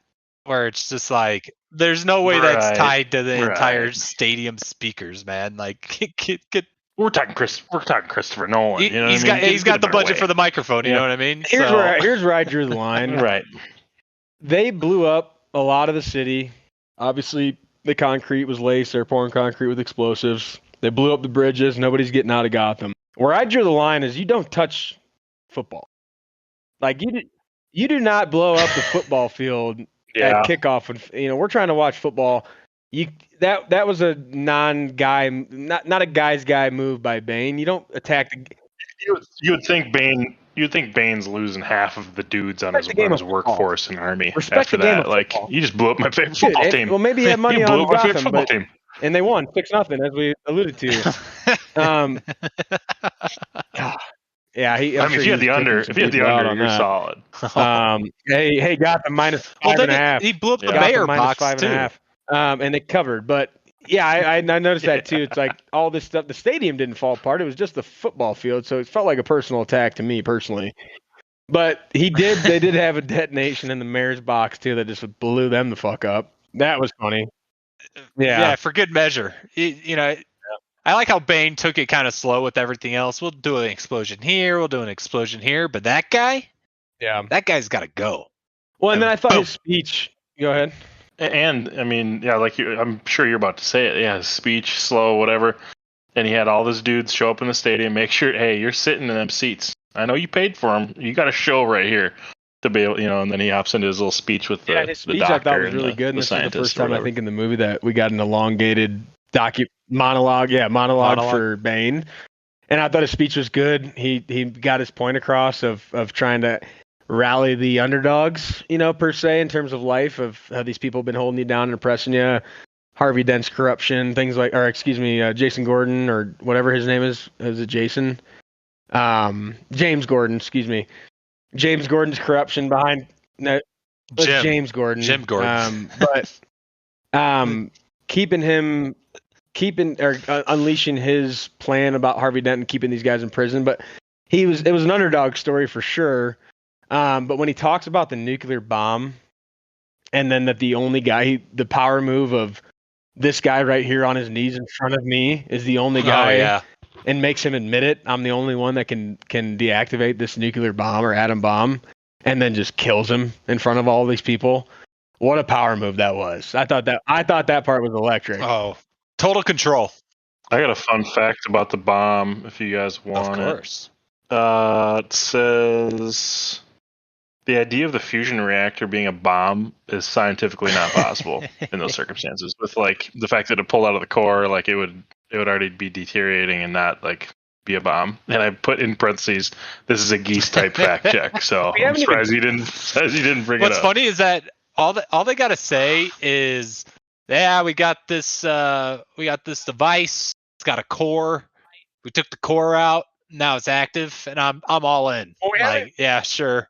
I'm with it. We haven't even talked about that part either. They introduced that, and he brought Bruce brought Tate on board over anybody in the movie of showing her the generator, where that came from. So that was supposed to be a generator for clean energy, essentially, right? For the future generations. Yeah. And then what powered it when they took that piece out of it, turned it into an atom bomb. That was kind of the double-edged sword. Yeah, so essentially it was like you could turn it on, but the only thing that could contain it was Wayne Enterprises with the infrastructure they had. But if you removed it from that, it was essentially a ticking time bomb. Yeah, but so Bane essentially he secured complete anarchy is kind of what I took away from that moment. Is in that when he killed the doctor, announced that there's an atom bomb live. within Gotham City that was going to detonate, and some civilian had the button. He completed a total anarchy within Gotham City, and then it panned back to, and I want to touch on this because I just it made me cringe. It panned back to Bruce within the prison, and he couldn't stand yet because Bane broke his back, like literally shattered his back. I think the doctor in there said one of his vertebrae was protruding out of his skin. Just pumps it back in there, hangs him up and slams him, shoves that dude. I like. Oh man. Dude, right hooked him right in the fucking kidney right there. You know, you could just feel it, like this vertebrae is protruding from your skin, and he just open palm fucking right back. I bet you actually hit him with how and he's just Christian fine. Bale reacted. He's fine. He's like, hey, when you can stand for sure. And once you can stand on your own, you know, we can get to work here, or you'll be back to getting back to your new normal. But that open palm punch to his back to push that and he couldn't see it. They didn't show it, but like it's PG-13. If it was rated R, I think we might have gotten a visual there. But the open palm bang back, like to push that thing back in, dude, I just tensed up because it's almost like you could feel it. Can we talk about the doctor not knowing English and then knowing English? Like, didn't even notice. They start off this movie. They start off this scene where this doctor isn't talking directly to Christian Bale, and then after he kind of like rehabilitates his back and everything, then he's just speaking normal English to the guy. I didn't even notice he didn't speak English. I must have been completely oblivious to that fact because I didn't think he was that important. No, he was talking in his native tongue, and the guy healing Bruce was the one translating for him, and then that got killed at the stadium. Yeah, you're talking about the doctor in prison. Yeah, you're talking doctor in prison. Yeah. The doctor in prison. That's kind of a power play. Cell. Like, you don't want people to know you speak the common tongue. And once he did, we'll get. I think that part was coming up, and like it was powerful. But I think I've seen that in shows and movies that once the person speaking a different language speaks the common tongue, they've had you fooled. You know what I mean? Like that guy, that moment when he did speak English was powerful, and he didn't up to that point. And I felt like in that moment when he did speak English, that was a powerful moment. So I think that a lot of times when you see that happen in movies or TV shows, they've kind of pulled the wool over you. Like you don't think they speak the common tongue, and then when they do, it's usually a pretty powerful moment within a movie, a film, a book, whatever. They kind of got you going there. Can we talk about Cillian Murphy again? We mentioned him in the cameos, but him popping up as the judge, total anarchy, and this new, the new anarchy they got, and he's just chilling up there. Exile or death? Literally, that was it. What a choice. That was 50-50. Exile or death. And then Gordon gets up there. I had a little fun fact too. Go, Trev. With those, the exile, like they make him go walk out on the ice, right? One of the whoopsies that I saw is like between the scenes, they're flying around, looking at it. The bridge is blowing up in places, different bridges, and here and there. In between, like multiple different scenes, it's either frozen or liquid. Frozen or liquid. Like it takes some freaking cold to freeze a long time of cold. So, yeah. So.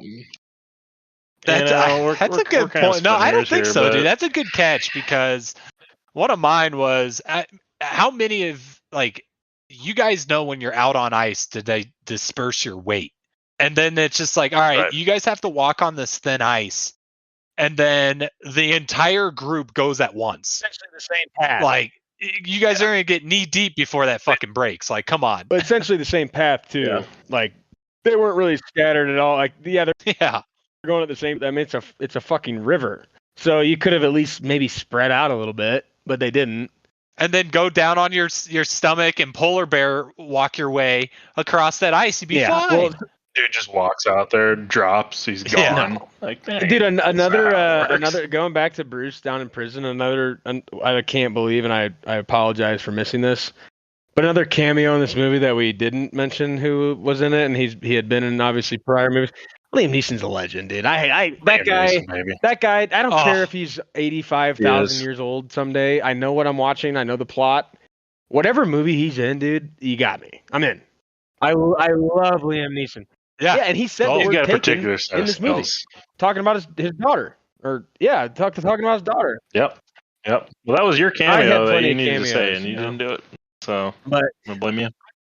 Fun fact: Liam Neeson is also God. So yeah, we had two gods in this movie, and we wonder why the Batman trilogy is just so well received. Like Liam Neeson's the main antagonist in the first one, man. Just legendary actors throughout everything. But then in that moment too, when he comes down, is when you kind of get the Batman comeback story going, or the Bruce Wayne Batman comeback story, and like I felt, and it kind of dinged in my brain that it was a full circle moment of getting out of the pit, where now Batman, now Bruce has got to fight for his life to get out of the pit and start to work towards climbing. He's doing push-ups, pull-ups, whatever he can do to kind of get back into shape.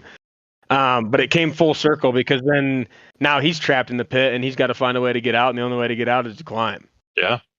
And a child that had no rope. So I thought that part was cool, that it's a prison, and in the way that it was portrayed in the back, or the flashbacks of when they're talking about the child that got out of there. Like the plague's going on, they're all wearing like masks and stuff, like full headgear, and just absolute chaos down there, killing people, fighting each other. And then I don't know how if they mentioned how long ago that was. It couldn't, probably 20, 30 years based on what we found out later in the movie. But the culture of that prison shifted when the kid climbed out of the pit, because now, like back then, when they show the shot of the kid starting the climb to get out, is because the guardian that was protecting them pushed them up there to get them away from the chaos going on, and they were just getting mauled. And then the kid's climbing up, and it's just, again, just absolute nuts in there. And then you fast forward to when Bruce is down there, and when people try to climb, now they have a rope, so they understand now how to get out. And it almost felt like they're like a team, because every time somebody would step up to the plate to climb out of there, they're cheering, they're chanting, rise. They're getting behind them, because now they have a sense of hope to get the hell out of that place. Yeah, and it goes back to Bane's, comments throughout the whole movie, is that you can't have despair without hope. And her climbing out, the child climbing out of it, gives everyone down there hope, but yet no one has done it yet. Right. And then, fast forward a little bit, then you end up figuring out, like, that was never Bane. Bane was the guy getting mauled down fighting there, everybody off. And like I think that was kind of a crazy moment too. That it turns out to be a girl, which again, in like superhero culture of a Batman, like a young female child, like probably, I don't know, 8 to 12, climbing out of this pit of misery, that we find out, and like, Bruce is doing it with the rope, which obviously is safer. Now, granted, when he did that first attempt and he fell, previously when they saw somebody else do it and they fell down, I thought they died. Then maybe they did.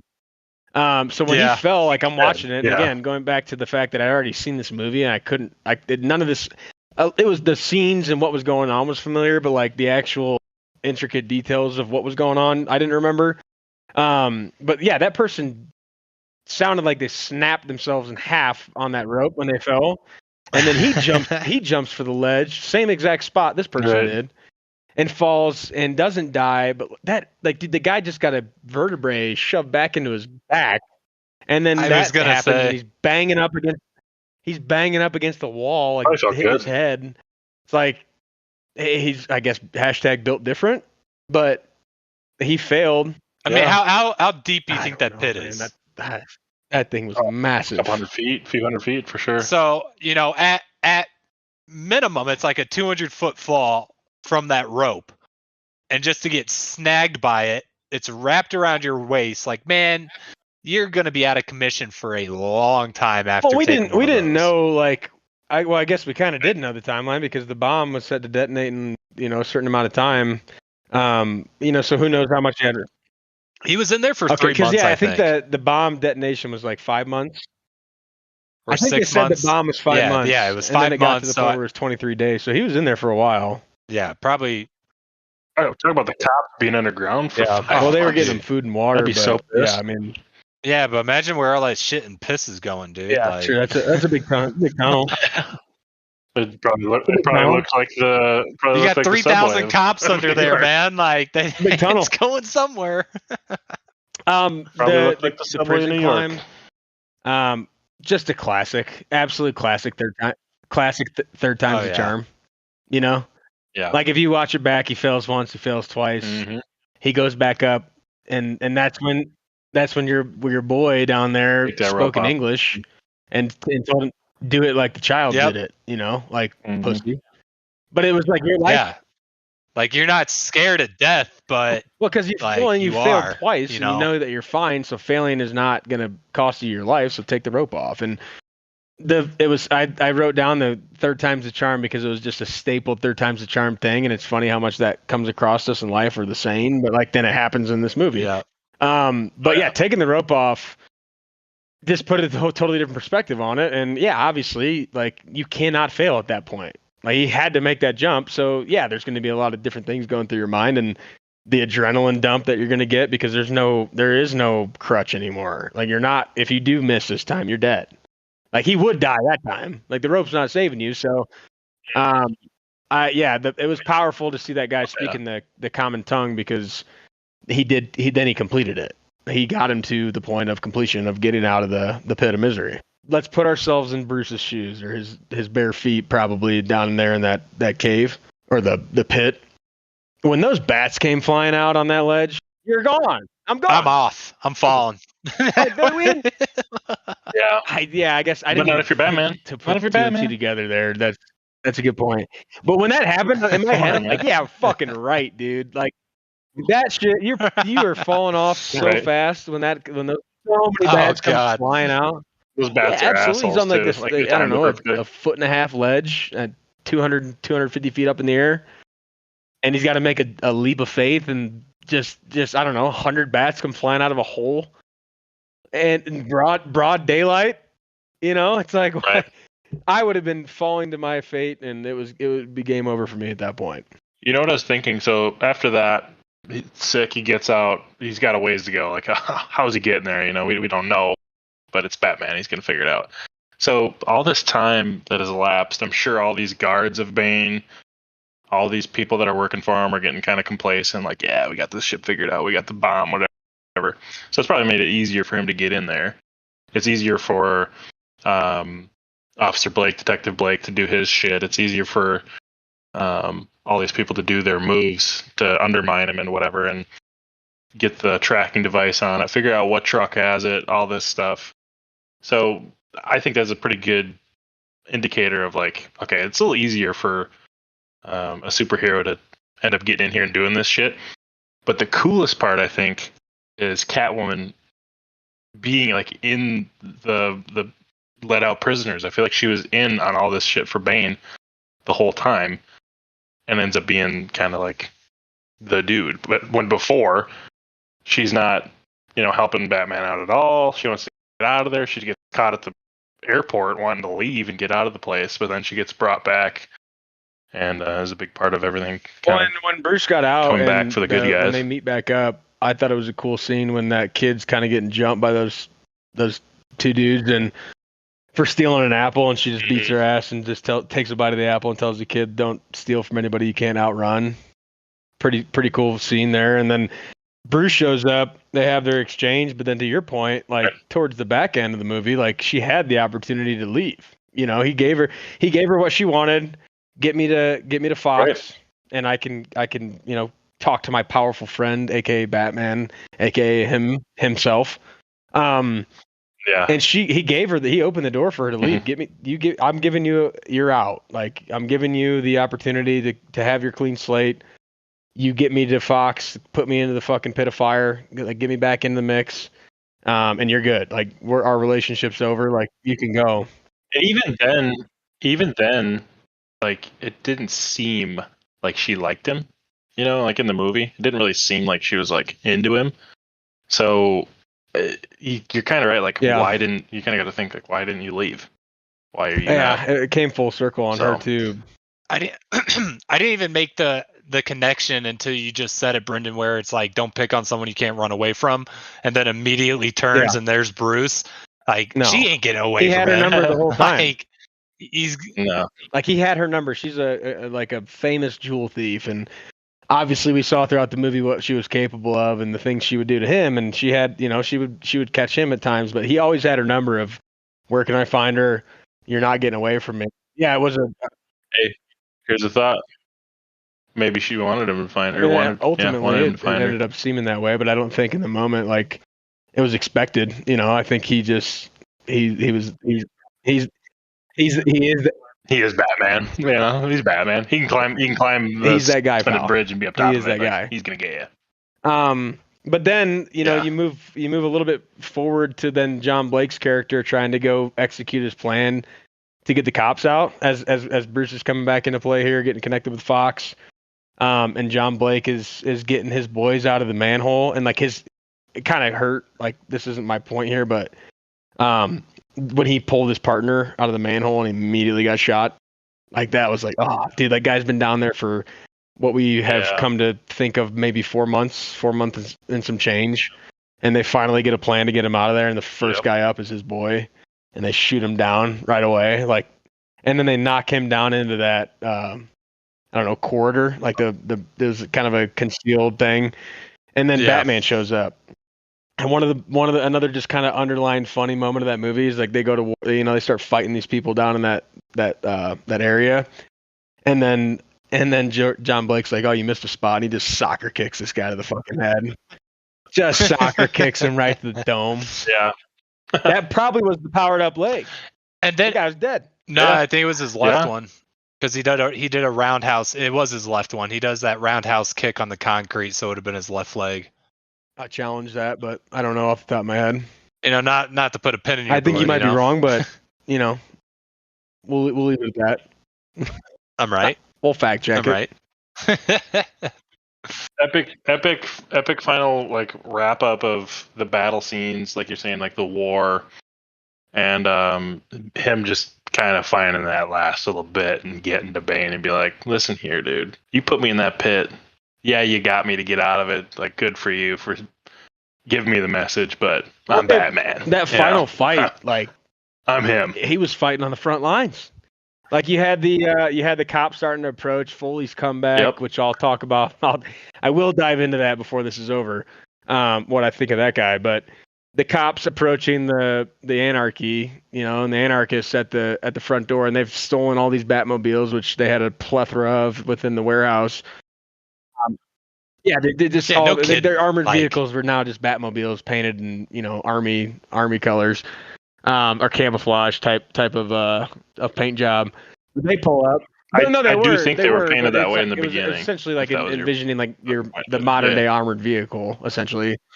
Well, and they had like 10 of them too. Like, where'd you have the room for all that, man? I know you're consolidating shit, but like, did you not see them when they went underground? Like, how massive that warehouse was?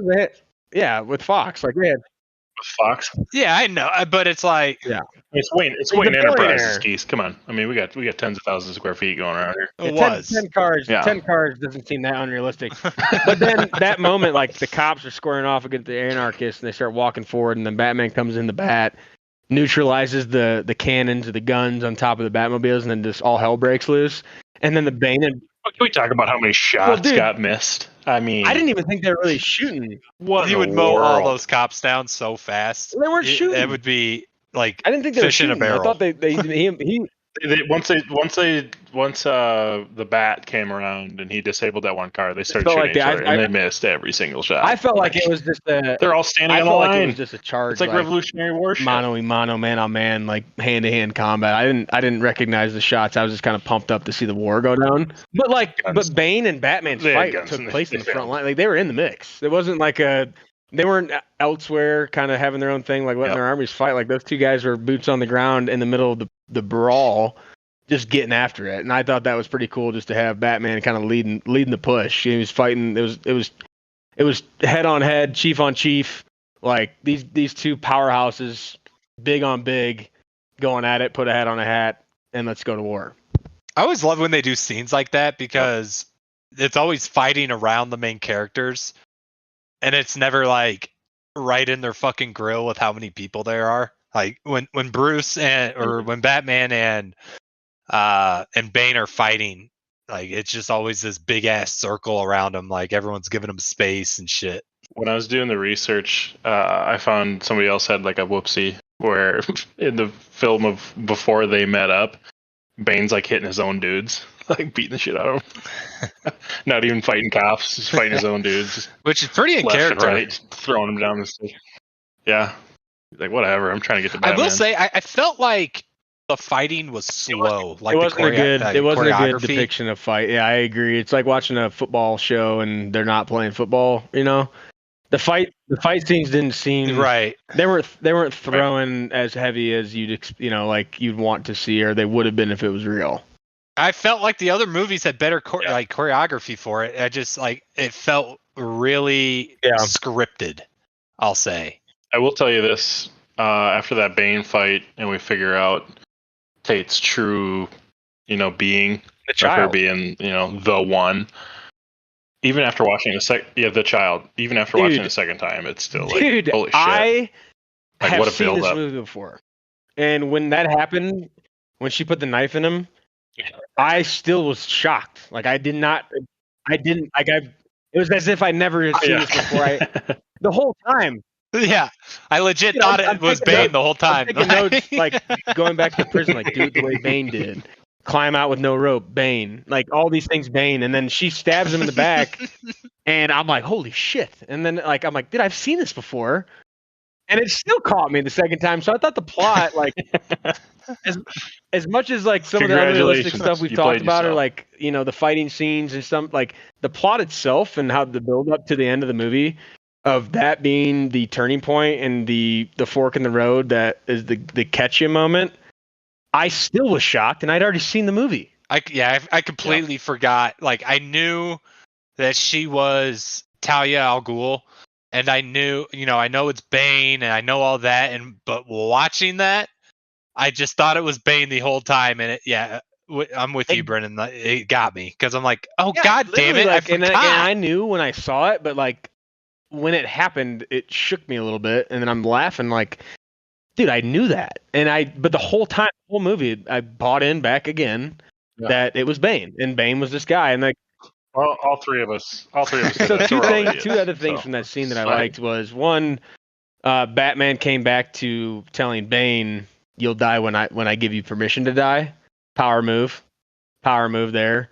And then the second thing was, I did like, in the overall aspect of the movie of Bane being the main antagonist, I did kind of feel for Bane there, because overall, and I think Geese mentioned it earlier, like who Bane was as a person, like, obviously the way he exercised the options to cause complete anarchy, and he was working for whoever, wasn't actually the right way to go. But like, who Bane was of protecting that child, and like, I think ultimately, like, he was a good dude at some point. You kind of get that scene where he's sitting there hurting, like he's just sitting there against there. You could almost tell in his eyes, like, hey, this is what I was doing it for when she shows up, And we all just agreed to the fact that we thought he was that kid. We thought he was that person. He wasn't. He was the one protecting that child. He was all for nuking the city, but I think in the heart of hearts, like, Bane, I did kind of feel like that was a cool moment of Bane had a human element to him at that point, when you realized he wasn't the guy. That theme is expressed throughout the whole movie. Catwoman, Bruce, Alfred, and then we get it with Bane too. So it's like a nice, like, thematically throughout the movie. It just keeps kind of hitting you with that to show you that, while these are, characters that are already existing, we're adding another layer of depth. They aren't who we thought they were, and we let them off the hook. So rolling into that, this is a total Geese, like, fact check that I'm rolling into here. Every single time you get a movie with a bomb and a timer, there's a 20-minute scene where the bomb's got 5 minutes. Yeah, it's every time, man. And why? Why are we giving this bomb a fucking countdown?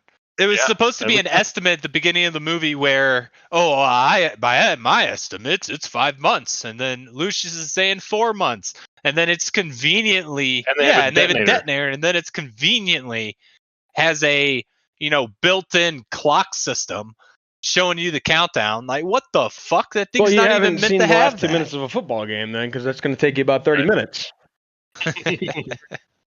I also wrote down, talking to the bomb kind of ticking down, that literally the 2 words I wrote down, one of my last 3 little notes from the back end of the movie was just Gordon, dog.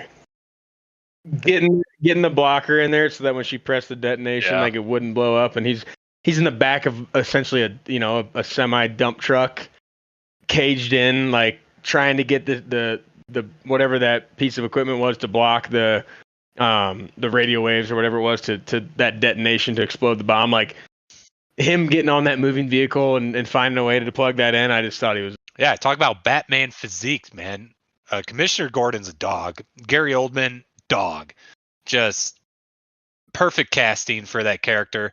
I will say it was just the classic trope of, like, he's right there, and then he drops it. And now it's, no, there's not enough time, and he's reaching for it. Gets me every time. I love it. I was hooked, but I was laughing at it. Another thing, kind of like we were talking about, like, oh shit, it was her the whole time. I've watched this movie how many times? Him hooking it up and being like, hey, and he tells, what does he tell Commissioner? He tells him, like, being the little boy that he kind of took over under his wing earlier on. What exactly did he say? Yeah, Commissioner's reaction of Batman being Bruce is cool, where he's like, has that realization before he grabs onto the bomb and flies away with the bat. That was sick. He's like, he wanted him to be remembered. Bruce Wayne the entire time. I want people to know who you are as Batman. He's like, not all heroes wear capes. Some heroes put a coat around a young boy when, their family passes away. And it's like that moment, that exchange, like, he realized who he was. Unreal.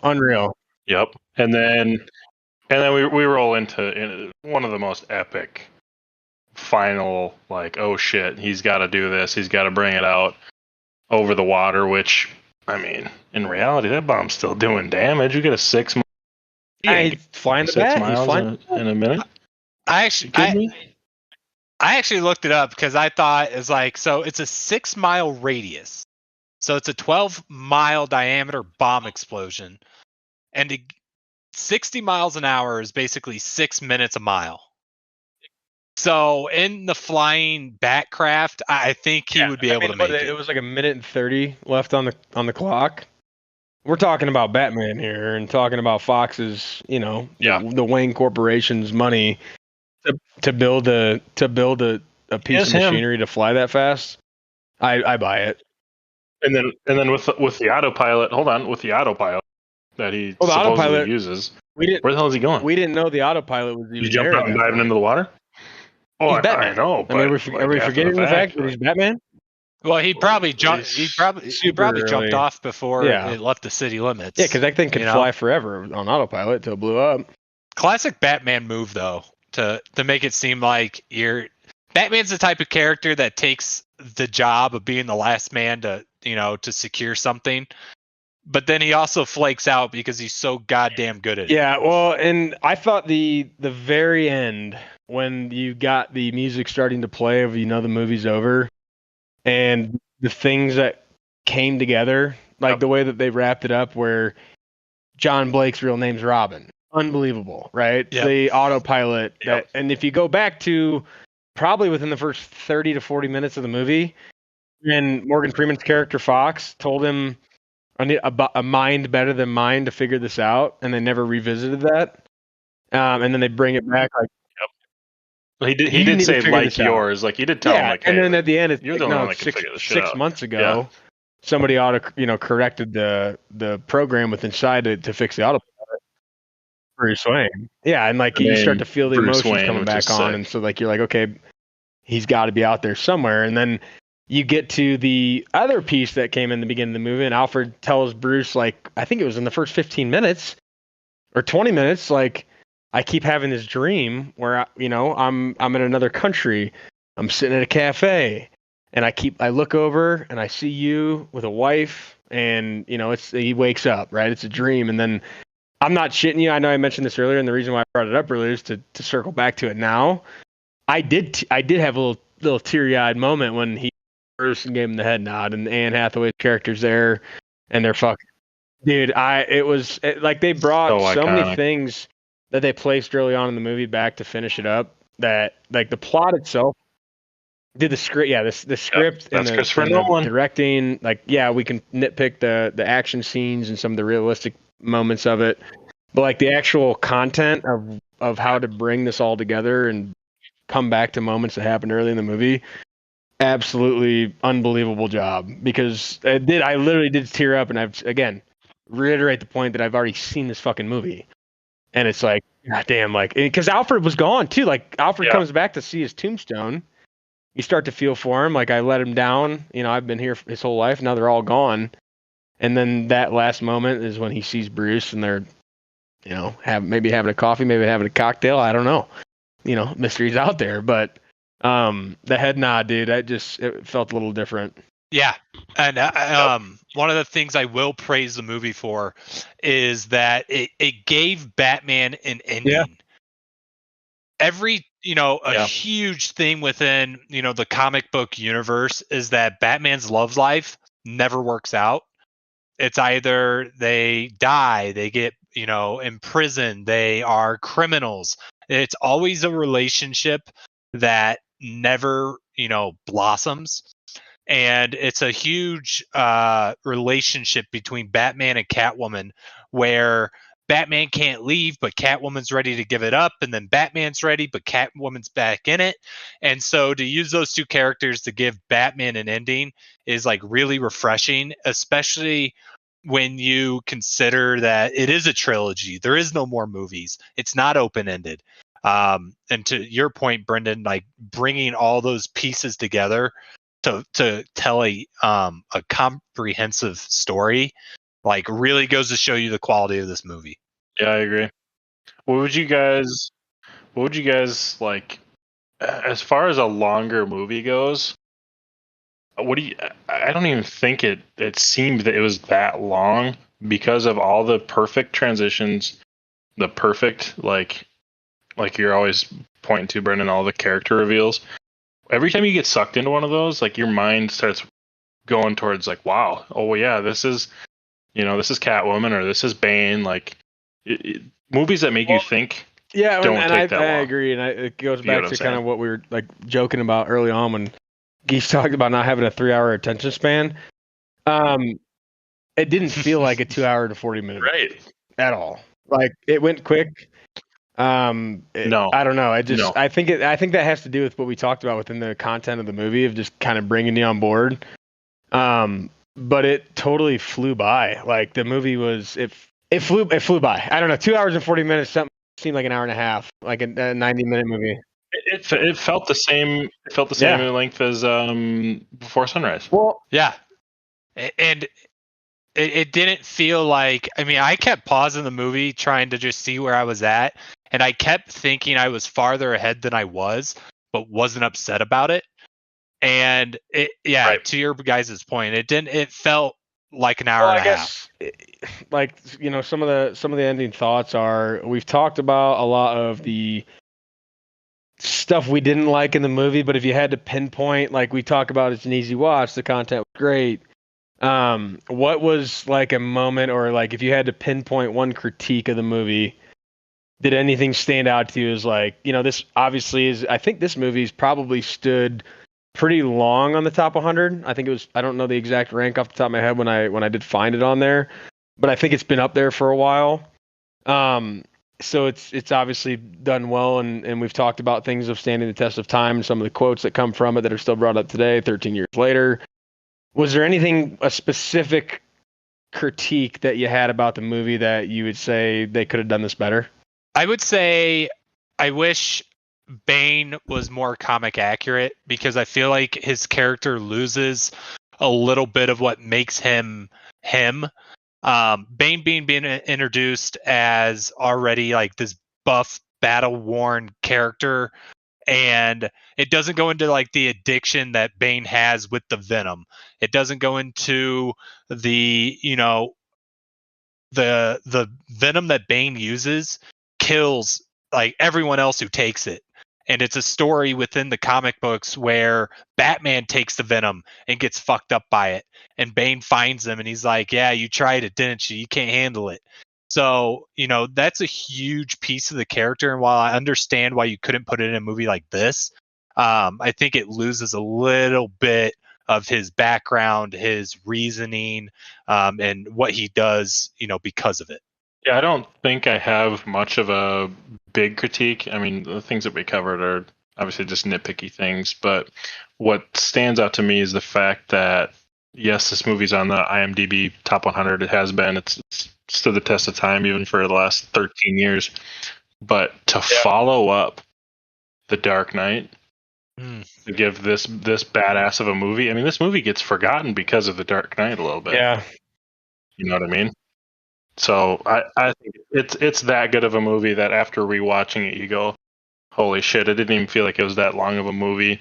All these epic scenes, back to Brendan's multiple points of character transitions. It's just scene transitions when you go from learning about one thing and then you roll into the thing that we were just learning about.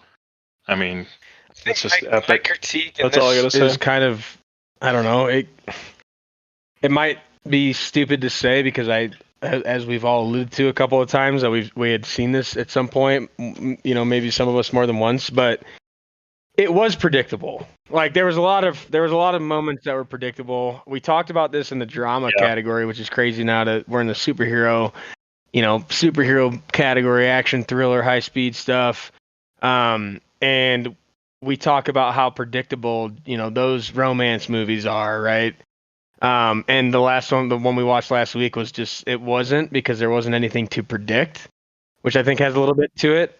This one did, and it was, the stolen keys, you saw it. Like, they didn't show you for about 5 to 10 minutes, but she took his car. Her not leaving, like them making up. They're the two that Alfred sees, in the other country or wherever that cafe was, him sitting outside. Like, there was a lot of things that I thought were predictable, but again, overall, I wouldn't say that it negatively affected the movie. And I had seen it, so like, did I, in the back of my mind, kind of know those things were happening? Yeah, probably.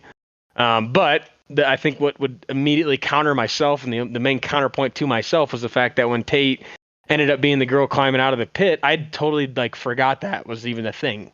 Like, that caught me off guard. So as much of the predictability as we thought we knew, and the things that we thought were corny, or the biggest turning point, the biggest thing in the movie, like the heel, was it caught me off guard, and I already knew it was coming. So that's why I say, like, predictability, like, yes, some of the smaller things, but the main content and the plot of the movie itself, or the nitpicky things, the critiquing of the small things that were predictable, the biggest heel of the movie, I didn't predict at all, and I'd already seen it. So the predictability part of it as a critique is kind of just counteracted by the fact that the main plot of the story and the biggest turn, I didn't see coming, and I had already seen it coming. You know what I mean? Right. What about the cast? Overall cast. I mean, would you change anybody? Who do you thought did the best? What was your guys' thoughts on the actors and actresses within the film? I know for a fact that a lot of them auditioned for the other roles in the movie. Like, I know I looked in there. Cillian Murphy auditioned for Batman originally before the trilogy started, so it's kind of cool to see him in there. I don't think that he, would have ever gotten it, or I don't think he would have been bad, but he's not going to be Christian Bale. You know what I mean? So I think it was pretty good. I wouldn't replace anybody. Would there maybe have been some upgrades in some of the smaller roles? Sure, but at the end of the day, you're watching it for Batman. I would have replaced Anne Hathaway. And It's not because she's bad at the role. I personally just don't see her as Catwoman.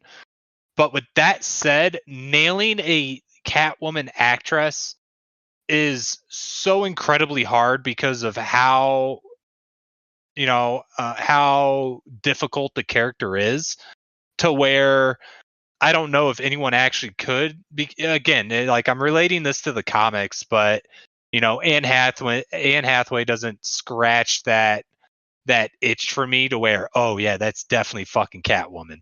To me, who are you picking instead? I don't know. I all I'm saying is I'm just commenting based off of what I watched. And with Christian Bale as Batman, I'm like, oh damn, Christian Bale is Batman. And like Tom Hardy is Bane.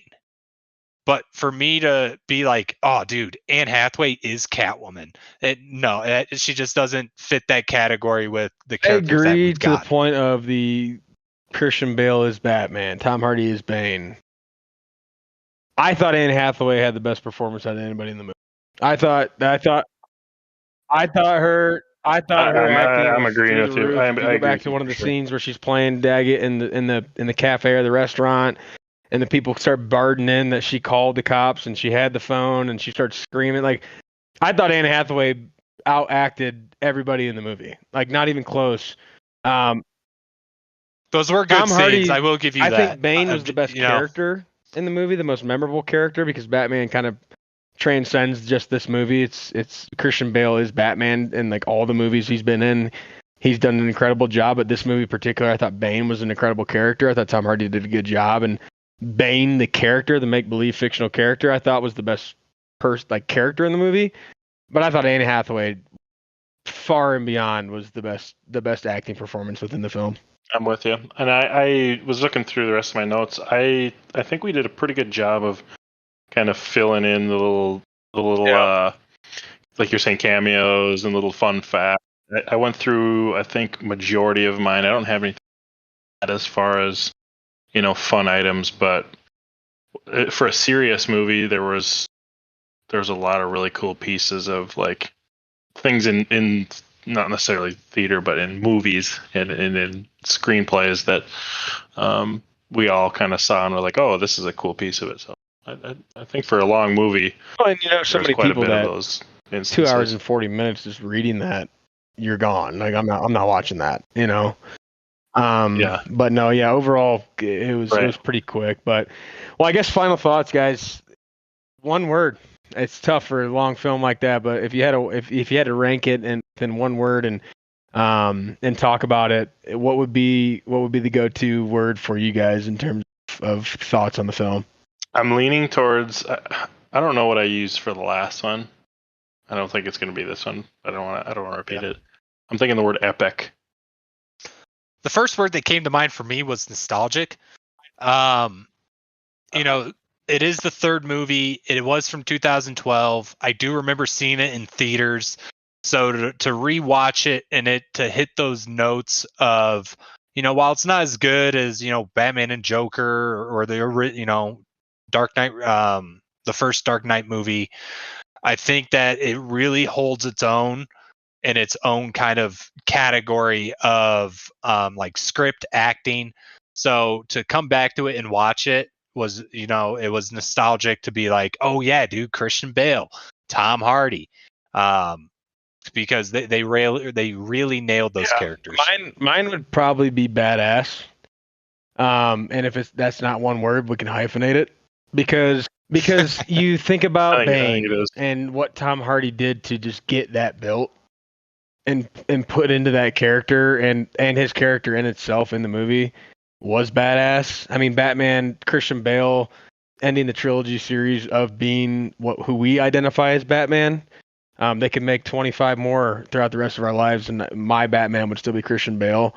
Thought he's always done a really good job. And then Catwoman, with Anne Hathaway, I didn't know she did most of her stunts, but like that just goes into the deeper meaning of badass. Like, we're not talking about the film anymore. We're talking about filming the actual movie. She was doing those things. So, and then the numbers of people, the big names that were in the movie, whether they were big prior to this movie or not, just felt badass. I thought the scenes were great. I thought the effects for being over 10 years ago were pretty solid. So overall, I thought it was a pretty badass film, and they did a nice job with it. So that would be if it's one word. Yeah, I'm looking forward to when we get everything kind of set, review on a website or whatever, social media comments. I'm excited to see what everybody else kind of thinks of our thoughts on, acting and all that stuff. Because I don't know shit. All I know about is like what I enjoy. So it'd be cool to see the different perspectives once. Yeah, no doubt. Well, any final thoughts that we didn't cover on the movie? I got one, just one minor one. The Batman statue they put up at the end there, like, talk about quality compared to like what people actually make. You got Ronaldo, you got D Wade, and just the sheer debacle that those statues look like. And then we got the Batman statue in here, and it's just so crispy and clean. Well, how about the Sean Taylor statue at the Commander's facility? That's just like his gear and jersey. It's not even a statue. It's just a helmet. Not even a mannequin. Like, there's nothing on it. Yeah. I could have done that with the bat suit. Awesome. Well, good chat, fellas. I appreciate all you guys out there listening to us. Go watch The Dark Knight Rises. Let us know what you think. Soon to have some socials, website, and etc. So you guys can comment. Let us know what you thought of the movie as well. And then in terms of kind of what we're up to next, following along. We do one movie a week. We will be moving into Top Gun Maverick next week. So if you're out there and you're listening to this now, feel free to dive in, listen, let us know what you think, and come in with some comparisons with thoughts, different thoughts. We're idiots. All of those are welcome here, but feel free to watch along. Top Gun Maverick will be the movie next week, and we're going to also incorporate, kind of moving into the following weeks and months, going to the theaters. I think that it's important for us to get back into movie theaters. I know the three of us grew up within movie theater culture, pre-pandemic, as we've all lived through, and going to the theaters with your parents, going to the theaters with your buddies, friends, by yourself. Treat yourself to a solo night out when you've got the time to do so, and go see a film within the movie theater. It's a different experience, that you don't get at home. So would definitely encourage, we're going to start to incorporate that at least once a month to go see a movie within theaters. Something newer to bring to the table too, and kind of get you excited about something that might be out there within modern culture now. So, and again, we will be watching Top Gun Maverick next week. We look forward to seeing you. We look forward to hearing from you. And as always, don't forget your popcorn with extra butter.